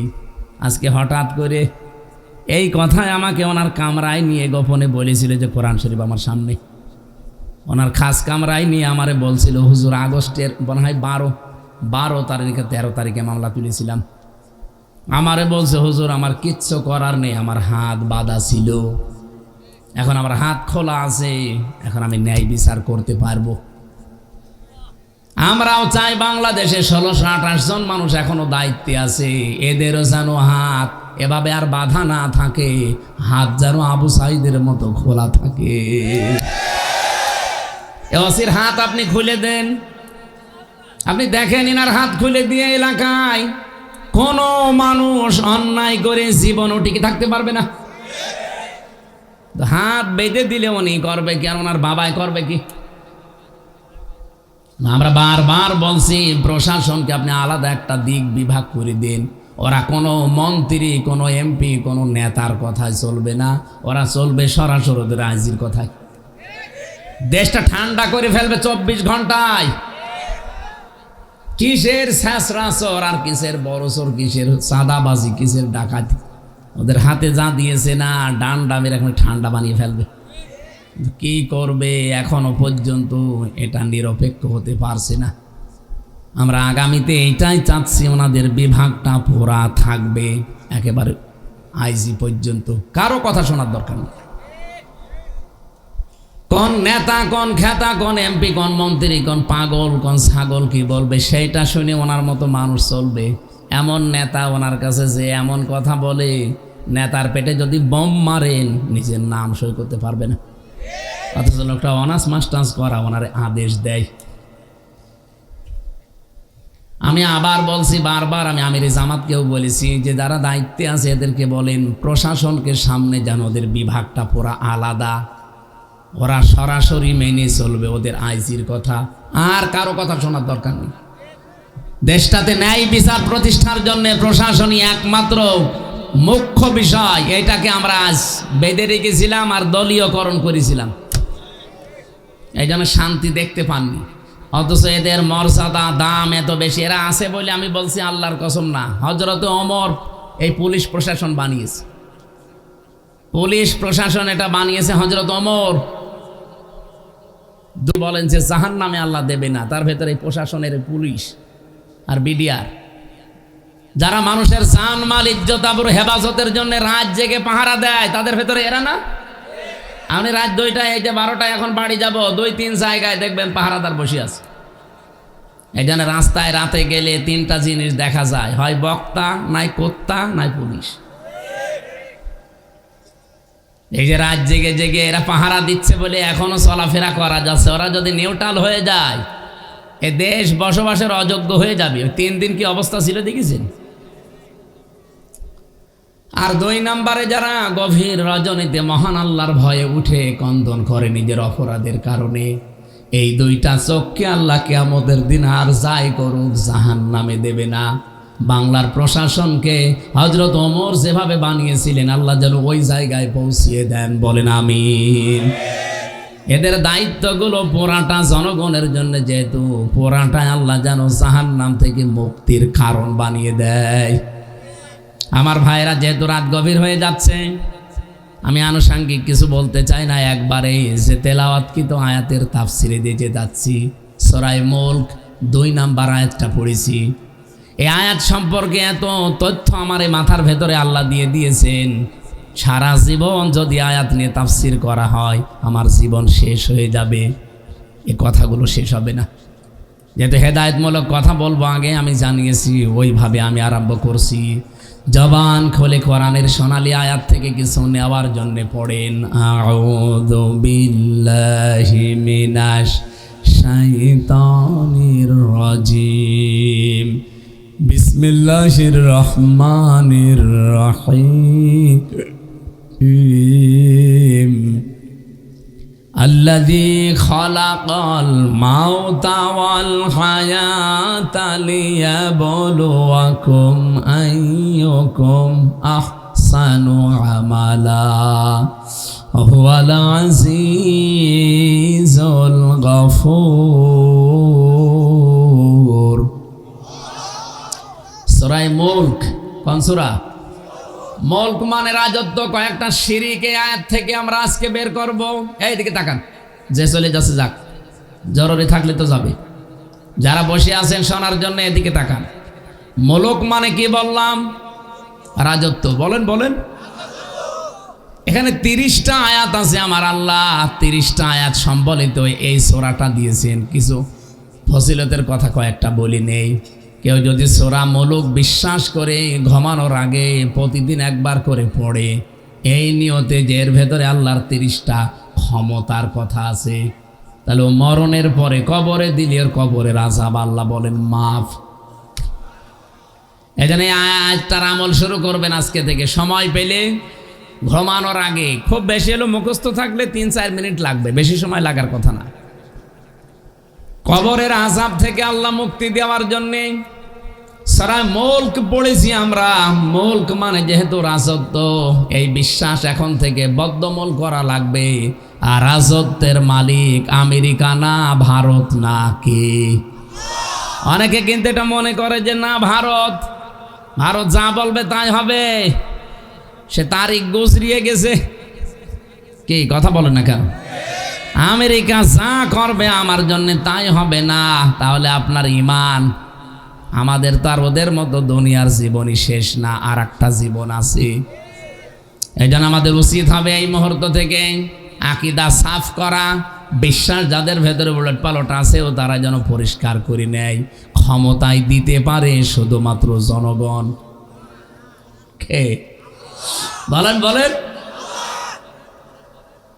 কুলিল্লাহুম্মা মালিকাল মুলকি তুতিল মুলকা মান তাশা। আল্লাহ তাআলা কোরআনে কারিমে আয়াতটা দিয়ে জানিয়েছেন, বান্দা বান্দীদের বলেন ক্ষমতার মালিক একচ্ছত্র আমি আল্লাহ। এ বিশ্বাস আমাদের 100% আছে। আছে। এর ভেতরে অন্য কেউ যদি ঢোকে আপনি কিন্তু মুশরিক হয়ে যাবেন। এদিকে তাকান। শিরিক, এই বিষয়টা আমরা বাংলাদেশে, ভারতে, পাকিস্তানে এখনো ক্লিয়ার না। অনেকে শিরিক, অনেকে মনে করে শিরিক মানে ওই মূর্তি পূজা করা শুধু না, কবর পূজা করা শুধু না, ব্যক্তি পূজা করা শুধু না। শিরিক মানে আল্লাহ যেটা পারে ওইটা অন্য কেউ পারে, এই বিশ্বাস করার নাম শিরিক। এক কথায় জবাব দিলাম। এখন যদি প্রকারভেদ হিসাবে বলি, শিরিক বিজাত, শিরিক বিসিফাত, শিরিক বিল ইখতিয়ারা, শিরিক বিল হুকুক, 120 প্রকার আছে। আমি তাফসিরে পেয়েছি। এতগুলো পয়েন্ট আকারে বলতে গেলে রাত শেষ হয়ে যাবে। এক কথায় জবাব দিলাম কি, আল্লাহ যেটা পারে ওইটা অন্য কেউ পারে, এই বিশ্বাস করার নাম। আর শিরিক যে করে সে মুশরিক। বলেন বলেন। আর মুশরিকের জন্য জান্নাত হারাম, জাহান্নাম ওয়াজিব। সুতরাং গুরুত্বপূর্ণ পয়েন্ট থেকে আমাদেরকে বেরিয়ে আসতে হবে। আল্লাহ যেটা পারে ওটা অন্য কেউ। ছেলে মেয়ে দিতে পারে কে? ওটা আলাদা আর কেউ পারে? কত মানুষ বিভিন্ন জায়গায় ধর্ণা দেয়, সে জেতা পীর, মরা পীর, বিভিন্ন হুজুরের কাছে বলে পানি পুড়িয়ে দিন। সেদিন বগুড়াতে আমার কাছে একজন বলছে হুজুর আপেল পুড়িয়ে দিন। আমি সূরা ফাতিহা পড়ে ফু দিলাম। আমার কানের কাছে মুখ নিয়ে বলছে হুজুর এমন ভাবে আপেল পড়বেন যেন ছেলে হয়। আপেল দিলাম, ফেলি। আপেল কই? ফেলি দিস কেন? আরে ভাই, আপেল পড়ে যদি ছেলে হইতো তা আমার 3টে মেয়ে হইতো না? আমি ম্যাডামরা শুধু আপেল পড়ে খাওয়াতাম। কি বিশ্বাস মানুষের দেখেছেন? আমার মতো আমির হামজা না, আমার বাবাও যদি ফু দেয় হবে। কারণ ছেলে মেয়ে দেওয়ার মালিক আমির হামজার বাবাও না, হামজাও না, কে? আপনি মনে করেন না অমক পীর সাহেব একটু ভালো মানুষ, অনেক বুজুর্গ মানুষ পারতে পারে। আরে ভাই, ও যদি পারে, বাংলাদেশে পৃথিবীতে বহু পীর এমন চলে গেছে যাদের কোনো সন্তান নেই। তারা তো পারে না নিজেদের সন্তান আনতে। এই জন্য আমি একটা উদাহরণ দিয়েছি, আর একটা বলছি। এই পৃথিবীতে চলার জন্যে আল্লাহ পাক নিজে আইন বানিয়ে দিয়েছেন। আল্লাহর আইন বাদ দিয়ে যারা অন্যের আইন প্রতিষ্ঠা করার জন্য আন্দোলন করেন, দল করেন, তারাও মুশরিক। এটা একটু কড়া হয়ে গেল না? কড়া হয়নি। আমি আপনাকে বাঁচাতে চাই। আপনি শিরিক করছেন, কারণ আল্লাহ পাক এই পৃথিবী চালাতে আইন দিয়েছেন। এখানে 500 আইন আছে। এই আইন বাদ দিয়ে নিজেদের তৈরি করা আইন আপনি এ জমিনে কায়েম করার জন্য দল করেন, আন্দোলন করেন, ভোট করেন, সবগুলো হচ্ছে শিরকি কাজ। সুতরাং আপনি ভোট করবেন, দল করবেন, আন্দোলন করবেন, যাই করবেন, এটা আল্লাহর আইন প্রতিষ্ঠার জন্য করবেন। মানুষের তৈরি করা আইন যতদিন প্রতিষ্ঠিত থাকবে এই জমিনে ততদিন শিরিক চলবে, আর শিরিক থাকলে আল্লাহর রহমতে জমিনে আসবে না। এই জন্য রাজত্ব, মুলক মানে রাজত্ব, এটার মালিক আমার আল্লাহ। নিজের বড়ত্বের কথাগুলো তিনি আমাদেরকে প্রথমে শোনাচ্ছিলেন। তাবারাকাল্লাযী বিয়াদিহিল মুলক ওয়া হুয়া আলা কুল্লি শাইইন কাদির। বলতে বলতে হঠাৎ করে আলোচনার ধরন তিনি পাল্টিয়ে ফেলেছেন। এবার আমাদের জীবন আর মরণের দিকে নিয়ে গেলেন। আল্লাহ পাক বলেন, আল্লাযী খালাকাল মাউতা ওয়াল হায়াতা। তিনি সে আল্লাহ যিনি তোমাদের মউত বানিয়েছেন আর হায়াত বানিয়েছেন। বলেন তো আগে হায়াতের কথা না মউতের কথা? এদিকে তাকান। আল্লাহ হায়াত শুরু করার আগে আল্লাহ হায়াতের কথা দিলেন না, প্রথমে মউতের কথা দিলেন কেন? আল্লাহ এইটাই জানাতে চেয়েছেন, পৃথিবীর বান্দা বান্দিরা, দুনিয়ায় যত উপরে ওঠো না কেন, যত কিছুর মালিক হও না কেন, এই কথা সব সময় মনে রাখবা যে আমার মরা লাগবে। এটা তোমার জীবনকে পরিচ্ছন্ন করে রাখবে। 24 ঘন্টার ভেতরে নবীজি বলেন দুইটা জিনিস মানুষের রোগ, অন্তরের যে রোগ আছে এটা পরিচ্ছন্ন করতে পারে। একটা আল্লাহর কোরআন বুঝে তেলাওয়াত করা, আর একটা মরণের চিন্তা করা। এটা যদি সত্যিই মন আপনি ওইভাবে তৈরি করতে পারেন, আপনার দ্বারা অন্যায় হওয়া অসম্ভব। 24 ঘন্টা আপনার টেনশনে থাকবে, আমার তো কোনো গ্যারান্টি নেই। কচুর পাতায় পানি আছে, তাও তো একটা গ্যারান্টি আছে যে এতটুকু সময় পড়তে পারে।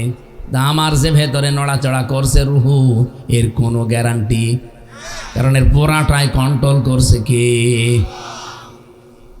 নবীজি বলেন, মানুষের আমাকে প্রশ্ন করতো, ওয়ায়াসআলুনাকা আনির রূহ কুলির রূহু মিন আমরি রাব্বি। হে পৃথিবীর মানুষেরা, আমাকে যদি কেউ প্রশ্ন করে যে ভেতরে যেটা নড়াচড়া করে এর রুহু এটা কি, আল্লাহ পাক বলেন, নবী আপনিও জানেন না, আপনি শুধু বলেন যে এটা আল্লাহর হুকুম। আমা উতীতুম মিনাল ইলমি ইল্লা কলিলা। মানুষকে আমি যত সামান্য জ্ঞান দিয়েছি, এই জ্ঞান দিয়ে সে এই পর্যায়ে পৌঁছাতে পারবে না। সুতরাং ভেতরে যেটা আছে এটা কিন্তু হুকুম কার? তাহলে আমার ভেতরে যেটা আছে সেইটা আল্লাহর হুকুম। আমি মাস্তানি করছি কার উপর ভর করে? আমার তো পেছনে কোনো ব্যাকআপ লাগবে মাস্তানি করার জন্যে। তা আমি যার উপরে ভরসা করে এগুলো করছি, তা আমার তো সেইটাই কন্ট্রোলে নেই, সেইটাও কন্ট্রোল করছে কে? এদিকে তাকান। আমি চলে যাওয়ার আগে 20 সালে একবার একটা মাসলা দিয়েছিলাম, ফতোয়া। কুষ্টিয়ার হালসায় আমাদের গ্রামে জেনা করেছিল নারী আর পুরুষ, বিবাহিত হলে যদি জেনার শাস্তি। আমারে ফতোয়া জিজ্ঞাসা করেছে, আমি বললাম তাদের শাস্তি হচ্ছে এই মাটির ভেতরে বুক পর্যন্ত গেড়ে দিলে পাথর অথবা ইট দিয়ে মেরে দুনিয়া থেকে বিদায় করা, সঙ্গে সার করা। এটা হচ্ছে কোরআনের বিধান। এখন ফতোয়া পর্যন্ত দেওয়া আমার কাজ, এটা কি বাস্তবায়ন করা আমার কাজ? আমার পেছনে কোনো ব্যাকআপ আছে, কোনো শক্তি আছে? আমি ফতোয়া দিলাম, রায় দিয়ে গ্রামবাসীকে বললাম কাজ করে ফেলবে। ও সঙ্গে স্যার ওই মহিলাকে না, সঙ্গে স্যার তো আমারে করবে। ওই মহিলারে দেখা যাচ্ছে বাঁধতেছে, আর এদিকে পুলিশ আমারে ধরে নিয়ে যায়, সঙ্গে স্যার করে দিয়েছে। বলবে ওসি সাহেব নিজে বলবে এদেশে কোরআনের আইন কায়েম আছে, আপনি ফতোয়া পর্যন্ত দেন, কার্যকর করতে গেলেন কোন কারণে? কিন্তু এটা যদি সৌদি আরব হতো, আফগানিস্তান হতো, ওই দেশের যারা বড় বড় ইমাম মুফতি আছে, সরকারি সার্টিফিকেট আছে আমার যেমন, ওনাদের যারা আছে তারাই ফতোয়া দিয়ে না, কার্যকর করে জমার দিন সবার সামনে দেখাইতো।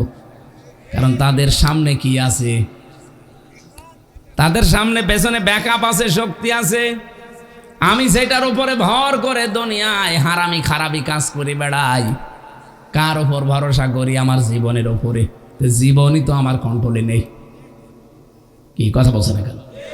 কুল্লু নাফসিন যায়িকাতুল মাউত। ওয়া ইন্নামা তুওয়াফাউনা উজুরাকুম ইয়াউমাল কিয়ামাহ ফামান যুহজিহা আনিন নার ওয়া উদখিলাল জান্নাতা ফাকাদ ফাজ। সূরা আলে ইমরান 185 নম্বর আয়াতে আল্লাহ বলেন, প্রত্যেকটি জীব মারা যাবে, জীবন যারে দিয়েছি তার মরণ লাগবেই। আমাদের নবীর মতো এত ভালোবাসার জিনিস তো আল্লাহর কাছে ছিল না, তারও মরা লিখেছে। এমনকি আজরাইল আর ফেরেশতা জিবরাইল দুইজন এসে বলেছিল, হে রাসূল যতদিন থাকতে চান থাকতে পারবেন। নবীজি বলেন তারপরে কি? মরা লাগবে। কারণ এটা থেকে আজ পর্যন্ত আল্লাহ কাউকে রেহাই দেয়নি, কিয়ামত পর্যন্ত কাউকে দেবেও না। নবীজি বলেন, ও ভাই জিবরাইল, মরাই যদি লাগে তখন এই নশ্বর দুনিয়ায় থেকে আমি করব কি? তাড়াতাড়ি করে আমার বন্ধুর কাছে আমারে নিয়ে চলো। আল্লাহ যে মাওতা দিয়ে আয়াত শুরু করলাম এইটা বলার জন্য পর্যন্ত আসলাম। হযরতে আজরাইল বলে, হে নবী তাহলে আমি শুরু করলাম। বুকের ওপরে শুধু হাতটা দিয়েছিলেন। বিশ্বনবী চিৎকার মেরে বলে, ভাই তাড়াতাড়ি হাত সরান। কেন? মনে হচ্ছে উহুদ পাহাড় আমার বুকের ওপরে রেখে দিয়েছেন। অথচ আমি তার জীবনী পড়ে দেখেছি, রাহিকুল মাখতুম বিশ্ব নবী মোহাম্মদ রাসূলুল্লাহর পুরা জীবন লেখা আছে। নবীজির এই শরীরের ভেতরে আমার মতো হামজার ৭০ হামজার শক্তি ছিল। এত বড় মহান মানুষ, শক্তিশালী মানুষ পৃথিবীতে, তার এখানে হাত দিয়েছে আজরাইল। এটাই যদি মনে হয় যে উহুদ পাহাড় দিয়ে গেছে হাত সরান, তাহলে আমাদের তো হাতও দেওয়া লাগবে না, শুধু আঙ্গুল দিলেই শেষ। কথা বলেন না কেন? কোরআনে কারিমে আল্লাহ তাআলা জানিয়েছেন, জাত সাকারাতুল মাউতি বিল হক ইলা আখিরি আয়া। পৃথিবীর ময়দানে সব কিছু মিথ্যা হতে পারে, কিন্তু মরণের যন্ত্রণা মিথ্যা না, এটা সত্য। কেউ রেহাই পায়নি এটা থেকে। আমাদের সামনে মরণ নেই। আরো জোরে বলেন।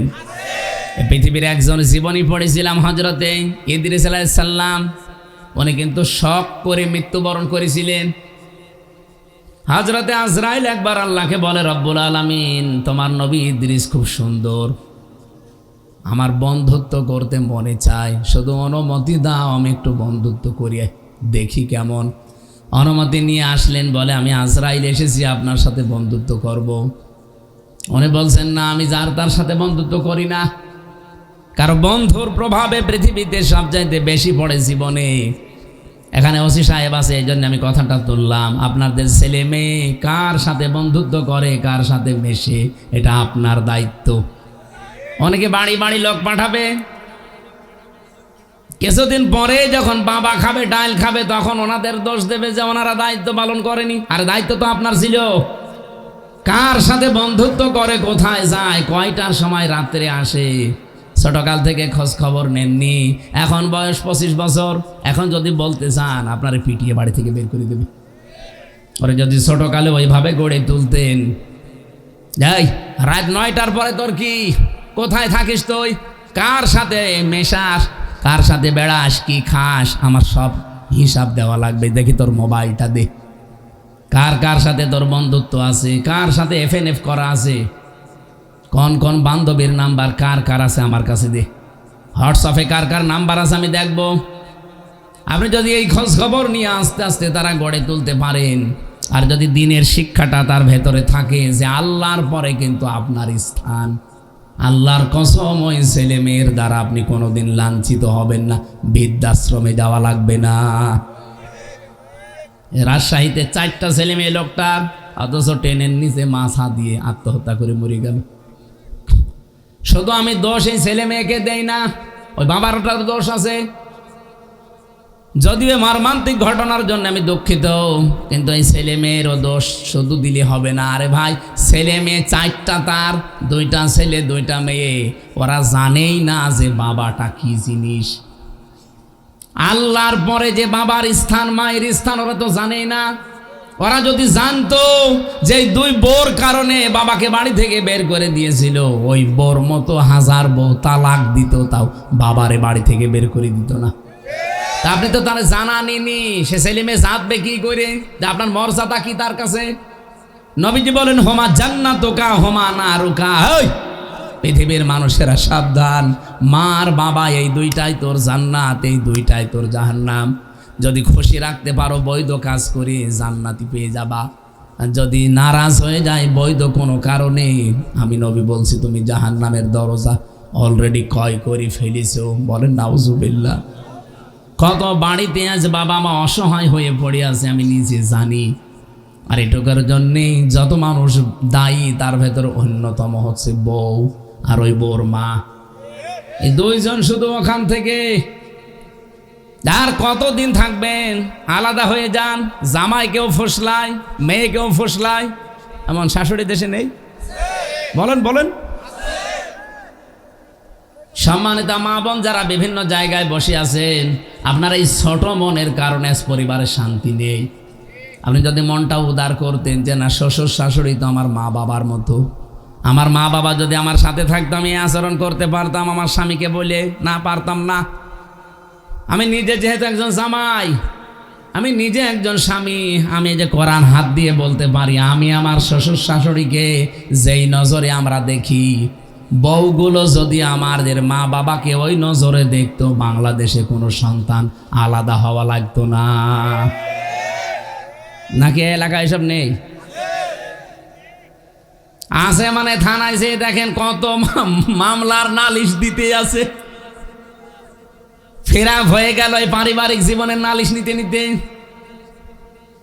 আমাদের নিজেদের দায়িত্বটা যে সত্যি আমরা একটু পালন করতাম। হযরতে আজরাইল সরাসরি এসেছে, তারপরও নবী রাজি না, বলছে না আমি যার তার সাথে বন্ধুত্ব করব না। কারণ কিয়ামতের দিন মানুষ উঠবে তার মহাব্বতের, বন্ধুর, ভালোবাসার মানুষের সাথে। এজন্য এমন মানুষের সাথে ভালোবাসা মহাব্বত সৃষ্টি করা ঠিক না, যে মানুষের সাথে কিয়ামতে উঠলে আপনার নিজেরই লজ্জা করবে। আপনার বন্ধু যদি হয় ডাইলখোর, বাবাখোর। এরকম ডাইলখোর বন্ধু নেই দেশে? জেলখানায় যখন ছিলাম দেখলাম একটা লোক ভেতরে গাছ আর গাছ লাগিয়েছে। মানে জেলার এসে বলছে, এই তোরে পুলিশে ধরে দিয়েছে ভেতরে গাছ আঁকা, সেই জন্য ভেতরে এসে গাছ আর গাছ লাগালি, পেলি কোথায়? বলছে স্যার আমি ওই যে কোর্টে হাজিরা দিতে গিয়েছিলাম, আসার সময় আমার তো কিছু বন্ধু বান্ধব আছে, ওরা ওই যে টোপলাই করে গাছ আর কিছু বীজ এভাবে ছিটে মেরেছে, কয়েকটা পেয়েছিলাম। ওটা আসার সময় তো আবার আপনারা স্ক্যান করে ভেতরে ঢোকান ছেলে, এই জন্য মুখের ভেতরে দিয়েছি, এমন জায়গায় দিয়েছি যে মেশিনে ধরা পড়েনি। ভেতরে আসার পর ওই যে বোতল থাকে, পানি খাওয়ার বোতলের মুখ কেটে মাটি দিয়ে ওর ভেতরে গাছ আর বীজ দিয়েছি। 2 মাসে দেখেন কত বড় হয়েছে। ও ও জেলার ওরে বলছে শয়তান, ধরে তো স্বর্গে দেওয়া দরকার। হিন্দু মানুষ তো দেবদুলা, বেশ তো বলছে না, বসে তোরে স্বর্গে দেওয়া দরকার। বাইরে থেকে পুলিশ ধরে গাঁজা খাওয়ার জন্য ধরে জেলে দিল সংশোধনের জন্য, আর তুই ভেতরে এসে গাঁজার গাছ লাগিয়েছিস। এইরকম বন্ধু বান্ধব যদি আপনার থাকে, কিয়ামতের দিন এরকম মানুষের সামনে আপনি উঠবেন, আপনার লজ্জা করে না? এক্ষুনি পরিবর্তন হবে। যার তার সাথে বন্ধুত্ব করা যাবে না, মেশা যাবে না, চলাফেরা করা যাবে না। হযরতে আজরাইল বললেন তুমি যখন এসেছো, ইদ্রিস নবী বলেন ঠিক আছে ফেরেশতা আমি রাজি আছি, কিন্তু আমার 3টা শর্ত মানা লাগবে। 1 নম্বরে আমি শুনেছি যে মরণের যন্ত্রণায় অনেক কষ্ট, তুমি আমার জানটা কবজ করো এখন, এরপরে রূহ আবার ঢুকিয়ে দাও।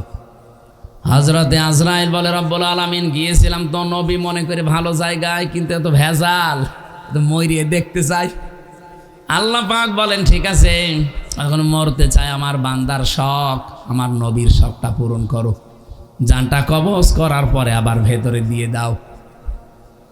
রূহ কবজ করে যখন দিয়েছে, বলে কি আর কিছু বাকি? হ্যাঁ আমি জাহান্নাম দেখতে চাই। শুনেছি জাহান্নামে নাকি মানুষ গেলে মরেও না, বাঁচেও না। কেমন জাহান্নাম আল্লাহ বানিয়েছে, আমার নিয়ে চলেন। জাহান্নাম ঘুরিয়েছে, এবার বলেন চলেন। ঠিক আছে দেখলাম, আর একটা শর্ত বাকি আছে, আপনি আমার একটু জান্নাতটা দেখান। আমি শুনেছি নাকি জান্নাত আল্লাহ এমন ভাবে বানিয়েছে যে মানুষের চোখ দেখে নাই, কান শোনে নাই, হৃদয়ে কল্পনা বোধহয় হয় নাই। আপনি আমার একটু দেখান তো কেমন। ভেতরে নিয়ে গেছে, ঘুরতেছে, জান্নাত পরিভ্রমণ করছে। বলেন এবার চলেন। হযরতে ইদ্রিস নবী বলে, ফেরেশতা তুমি চলে যাও, আমি আর যাব না। কেন? আমি আল্লাহর বক্তব্য জানি, খালিদিনা ফিহা লা ইয়াবগুনা আনহা হিওয়ালা। আল্লাহ বলেন, কোনো মানুষ যদি জান্নাতে একবার আসতে পারে, কোনো দিন আমি আল্লাহ তারে আর বের করে দেব না, আর সে বের হতেও চাইবে না। আল্লাহ তো নিজেই জানিয়েছে যে বের করে দেবে না। বারবার ডিস্টার্ব করো, চলে যাও। হযরতে আজরাইল বলে, রব্বুল আলামিন এখন আমি কি করি? আল্লাহ পাক বলেন, ফিরে আসো ফেরেশতা, আমার নবী ইদ্রিসের কপালে আমি এইটাই লিখেছিলাম। তার জীবনী পড়তে গিয়ে তাফসিরে পেয়েছি, এই যে হযরত ইদ্রিস নবী শক করে মৃত্যুবরণ করেছিলেন, তার এই শকের মৃত্যুতে কেমন কষ্ট হয়েছিল জানেন? একটা জীবিত ছাগলকে নবীজি বলেন জিন্দা অবস্থায় চিরে পোড়া চামড়া ফেলে দিয়ে লবণ দিলে যেমন কষ্ট হয়, ঠিক এই রকম কষ্ট হয়েছিল। পাবনাবাসী উনি মৃত্যুবরণ করেছিলেন শক করে, তাও নবী মানুষ, তাও আল্লাহর আদরের নবী, যেমন তেমন নবী না, এত বড় আদরের নবী শক করে মৃত্যুবরণ করে যদি এরকম কষ্ট পায়, আমরা যারা মরতেই চাই না তাদের কোনো কষ্টই নেই। নবীজির মতো মানুষ যদি এই কষ্ট সহ্য করতে পারে যে আজরাইল তাড়াতাড়ি হাত তুলে ফেলো, আমি আর পারি না, এই জন্য প্রত্যেকের জীবনে যেটা অপেক্ষা করছে আর কোনো গ্যারান্টিও নেই, যখন তখন চলে আসতে পারে। বসে আছি, দাঁড়ানোর গ্যারান্টি আছে? নেই। আর পৃথিবীর প্রতিটি মানুষের হায়াত কিন্তু সমান। হযরত আদম নবীর পৃষ্ঠদেশ থেকে যখন আমাদের সবাইকে আল্লাহ একদিনে বের করেছিলেন আলমে আরওয়ার জগতে, রুহের জগতে, ওখান থেকে এই যে একটা একটা করে আল্লাহ দিচ্ছে, পাঠাচ্ছে, সাপ্লাই দিচ্ছে। হয়তো 100 বছর 150 বছর পরে আবার চলে যাবেন, আবার নতুন মানুষ আসবে, আমরা আবার চলে যাব, আবার আসবে, আবার চলে যাব। কবরের জগৎ কিন্তু সবার জন্য প্রায় সমান। এদিকে তাকান, প্রশ্ন আসতে পারে 5000 বছর আগে যারা এসেছিল তারা হয়তো 70, 80, 100 বছর দুনিয়ায় বেঁচে ছিল, ওরা চলে গেছে। এখন আমরা এতদিন পরে আসলাম, ওরা কতদিন কবরে আছে, আর আমরা এতদিন পরে কবরে যাব। কবর সমান হয় কি করে? হ্যাঁ সমান। হযরত আদমের পৃষ্ঠদেশ থেকে যেহেতু আমাদের সবাইকে আল্লাহ একদিনে বের করেছেন, আর ওইটা ছিল আলমে আরওয়ার, রুহের জগৎ। এরপরে আর একটা যে জগৎ আসতেছে এটা আলমে বারজাখ, পর্দার আড়ালের জগৎ। রুহের যে জগৎটা ছিল ওইটাও যেহেতু পর্দার আড়ালের জগৎ, মরণের পরে যেটা আসবে এটাও পর্দার আড়ালের জগৎ। তাহলে আদম নবী থেকে শুরু করে ওই সময় যারা এসেছে তারা ওই সময় বিদায় নিয়ে 50 বছর 100 বছর পরে চলে গেছে, তারা এখন অলরেডি কবরে আছে। আমরা এতদিন কবরে ছিলাম, 100 বছর পরে আমরাও যাব, কারণ ওর হায়াত কবরে, আমার হায়াত কবরে, প্রায় একই। মাঝখানে দুনিয়ার জীবনে অল্প কিছুদিন, কারো একটু বেশি, কারো একটু কম। আমার কথা বোঝা গেছে? আল্লাহ এই জন্য আল্লাযী খালাকাল মাউতা দিয়ার পরে হায়াতা দিয়েছেন। আমি হায়াত পেয়েছি তাফসীর 5 প্রকার। 1 নম্বরে হায়াত, যেটা বলা হয় আলমে আরওয়ার, রুহের ওই জগতে, যেটা অলরেডি আমরা পার করে ফেলেছি, আরও কিছু ভাই বোনেরা আছে। 2 নম্বরের জগৎ ছিল আলমে বুতুন, মায়ের পেটের জগৎটা, এটা প্রায় সবার জন্যই প্রায় সমান। 8 মাস থেকে শুরু করে 10 মাস 10 দিনের ভেতরে দুনিয়ায় আমরা আসি। এরপরে 3 নাম্বার যে জগৎটা এখন চলছে এর নাম আলমে দুনিয়া। এটা সবার জন্য এক না, কারোর জন্য 2 দিন, 5 দিন, 1 বছর, 5 বছর, 100 বছর, 150 বছর। এরপরে যে জগৎ আসতেছে এর নাম আলমে বারজাখ, কবরের জগৎ। এটার মধ্যে পড়ে থাকা লাগবে। 5 নাম্বারটার জন্য অপেক্ষা, যেটা আলমে আখেরাত, যেটা শুরু হয়ে গেলে আর কোনো দিন, আল্লাহ বলে না আর কোনো দিন শেষ হবে না। তামাম দুনিয়া যদি কেউ সরিষা দিয়ে ভর্তি করে দেয়, 70 বছর পরে পরে একটা আকাশ থেকে সিল বা কাক এসে যদি একটা করে সরিষার দানা নিয়ে যায়, নবীজি বলেন হয়তো তামাম পৃথিবী ভর্তি করা, তামাম পৃথিবীর ভর্তি সব সরিষা একদিন শেষ হয়ে যাবে। কতদিন পরে পরে আসে? 70 বছর পর। কিন্তু মানুষের মরণের পরে যে যুগ শুরু হচ্ছে, যে হায়াত, ওই হায়াতের কোনো শেষ নেই। এই হায়াতের ভেতরে আমরা অলরেডি 2টা পার করেছি, সামনে 2টা আছে, মাঝখানেরটায় আমরা আছি। রব্বুল আলামিন বলেন কেন বানালাম এই মাঝখানেরটা জানো? লিয়াবলুয়াকুম আইয়ুকুম আহসানু আমালা। আমি চাই দুনিয়ার এই ছোট্ট জগতে প্রতিটি বান্দা বান্দি যেন তার কাজটা ভালো করে আসে। কাজ বেশি বেশি করে তা আল্লাহ চাইনি, আল্লাহ চেয়েছেন আকসারু আমালা, না আহসানু আমালা। আল্লাহ যদি আকসারু আমালা বলতো তাহলে বেশি বেশি কাজ করতেন। আল্লাহর বেশি কাজ দরকার না, আল্লাহর ভালো কাজ দরকার। এই বাংলাদেশে কাজ বেশি হয়েছে কিন্তু ভালো কাজ হয়নি। কয়েকদিন আগে আমি বঙ্গবন্ধু টানেল দিয়ে আসার সময় দেখলাম নিচ দিয়ে বাম সাইড দিয়ে পানি উঠতেছে, রিফিলিং করছে। কাজটা বড় হয়েছে কিন্তু কাজটা ভালো হয়নি। যে বাজেট ছিল হয়তো বাজেটগুলো সব ওখানে পূরণ হয়নি, বিভিন্ন আল্লাহর ওলির পেটে গেছে। পৃথিবীর প্রত্যেকটা কাজ এইটা, এই যে পাবনা রূপপুর পারমাণবিক কেন্দ্র যেটা ৭৬,০০০ কোটি টাকা শুধু একজন এখান থেকে চুরি করেছে। আরে ভাই ৭৬,০০০ কোটি, এরা ১০ টাকা ঘুষ খাইলেই কত উল্টা পাল্টা গালি দেওয়া হয়। আর হাসিনার ছোট বোন ৭৬,০০০ কোটি, জীবনে গণনা করতে গেলে হাত ব্যথা হয়ে যাবে, তাও শেষ হবে না। তাহলে জিনিসটা বড় হয়েছে ঠিক, কিন্তু জিনিসটা ভালো হচ্ছে না। ভালো হওয়ার জন্য যা বাজেট করা হয় এটা পুরাটা খরচ করা লাগে। এই কথা বলছে না কেন? আমাদের কাজ হবে বেশি না ভালো? বলেন বলেন। যে কোনো কাজে হাত দেওয়ার আগে দেখবেন কাজ আমি বেশি চাই না, কাজটা যেন সুন্দর হয়, ভালো হয়। সব জায়গায় পরিষ্কার পরিচ্ছন্ন করে কাজটা যদি আমি ভালো করে করতে পারি সঠিকভাবে, আল্লাহর কাছে এই কাজের দাম আছে।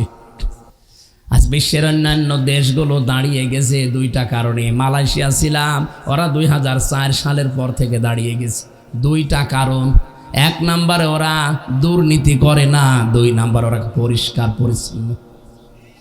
এই দুইটা জিনিস আমাদের দেশে আরম্ভ করে দেন, পরিষ্কার পরিচ্ছন্ন থাকবেন তাহলে রোগ বালাই আসবে না। ওদের দেশে আমি ৯টা দিন ছিলাম, যে একটা দিন কাশিও দেয়নি। এত পরিষ্কার পরিচ্ছন্ন, কোনো জার্ম নেই, ময়লা মাটি নেই, ধুলাবালি নেই। আর এই দেশে কয়েকদিন এসে এক একদিন মনে হয় 50 বার করে কাশি দেওয়া লাগছে, কোনো ঔষধও কেনা লাগে না। তাহলে রোগ শোক থেকে মুক্ত হওয়া যাবে পরিষ্কার পরিচ্ছন্ন, যেহেতু এটা ইমানের অঙ্গ। দুই নম্বরে দুর্নীতি করা যাবে না। বিশাল বিশাল জিনিস বানিয়েছে কিন্তু কোনো দুর্নীতি নেই। খাদ্যের ভেতরে যদি কেউ ভেজাল দিয়েছে, ঔষধ দেন, বিষ দেন, ফরমালিন দেন, যদি ধরা পড়ে কোনো বিচার নেই, কোনো বিচার নেই, কোনো কিছু করা লাগবে না। ধরা পড়েছে প্রমাণ সঙ্গে সঙ্গে মেরে ফেলবে।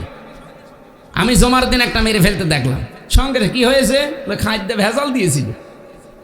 খাদ্যে ভেজাল মানে ওই খাবারটা রান্না করা ছিল, ওই খাবার রান্না করে ওই দিনই শেষ করার কথা, ওই তেল দিয়ে নাকি পরের দিন ওইটা আবার ধরে ফেলেছে সিসি ক্যামেরা দিয়ে। কিভাবে ধরে এসে ওই দিন জমার দিন তার বিচার হবে, মেরে ফেলবে।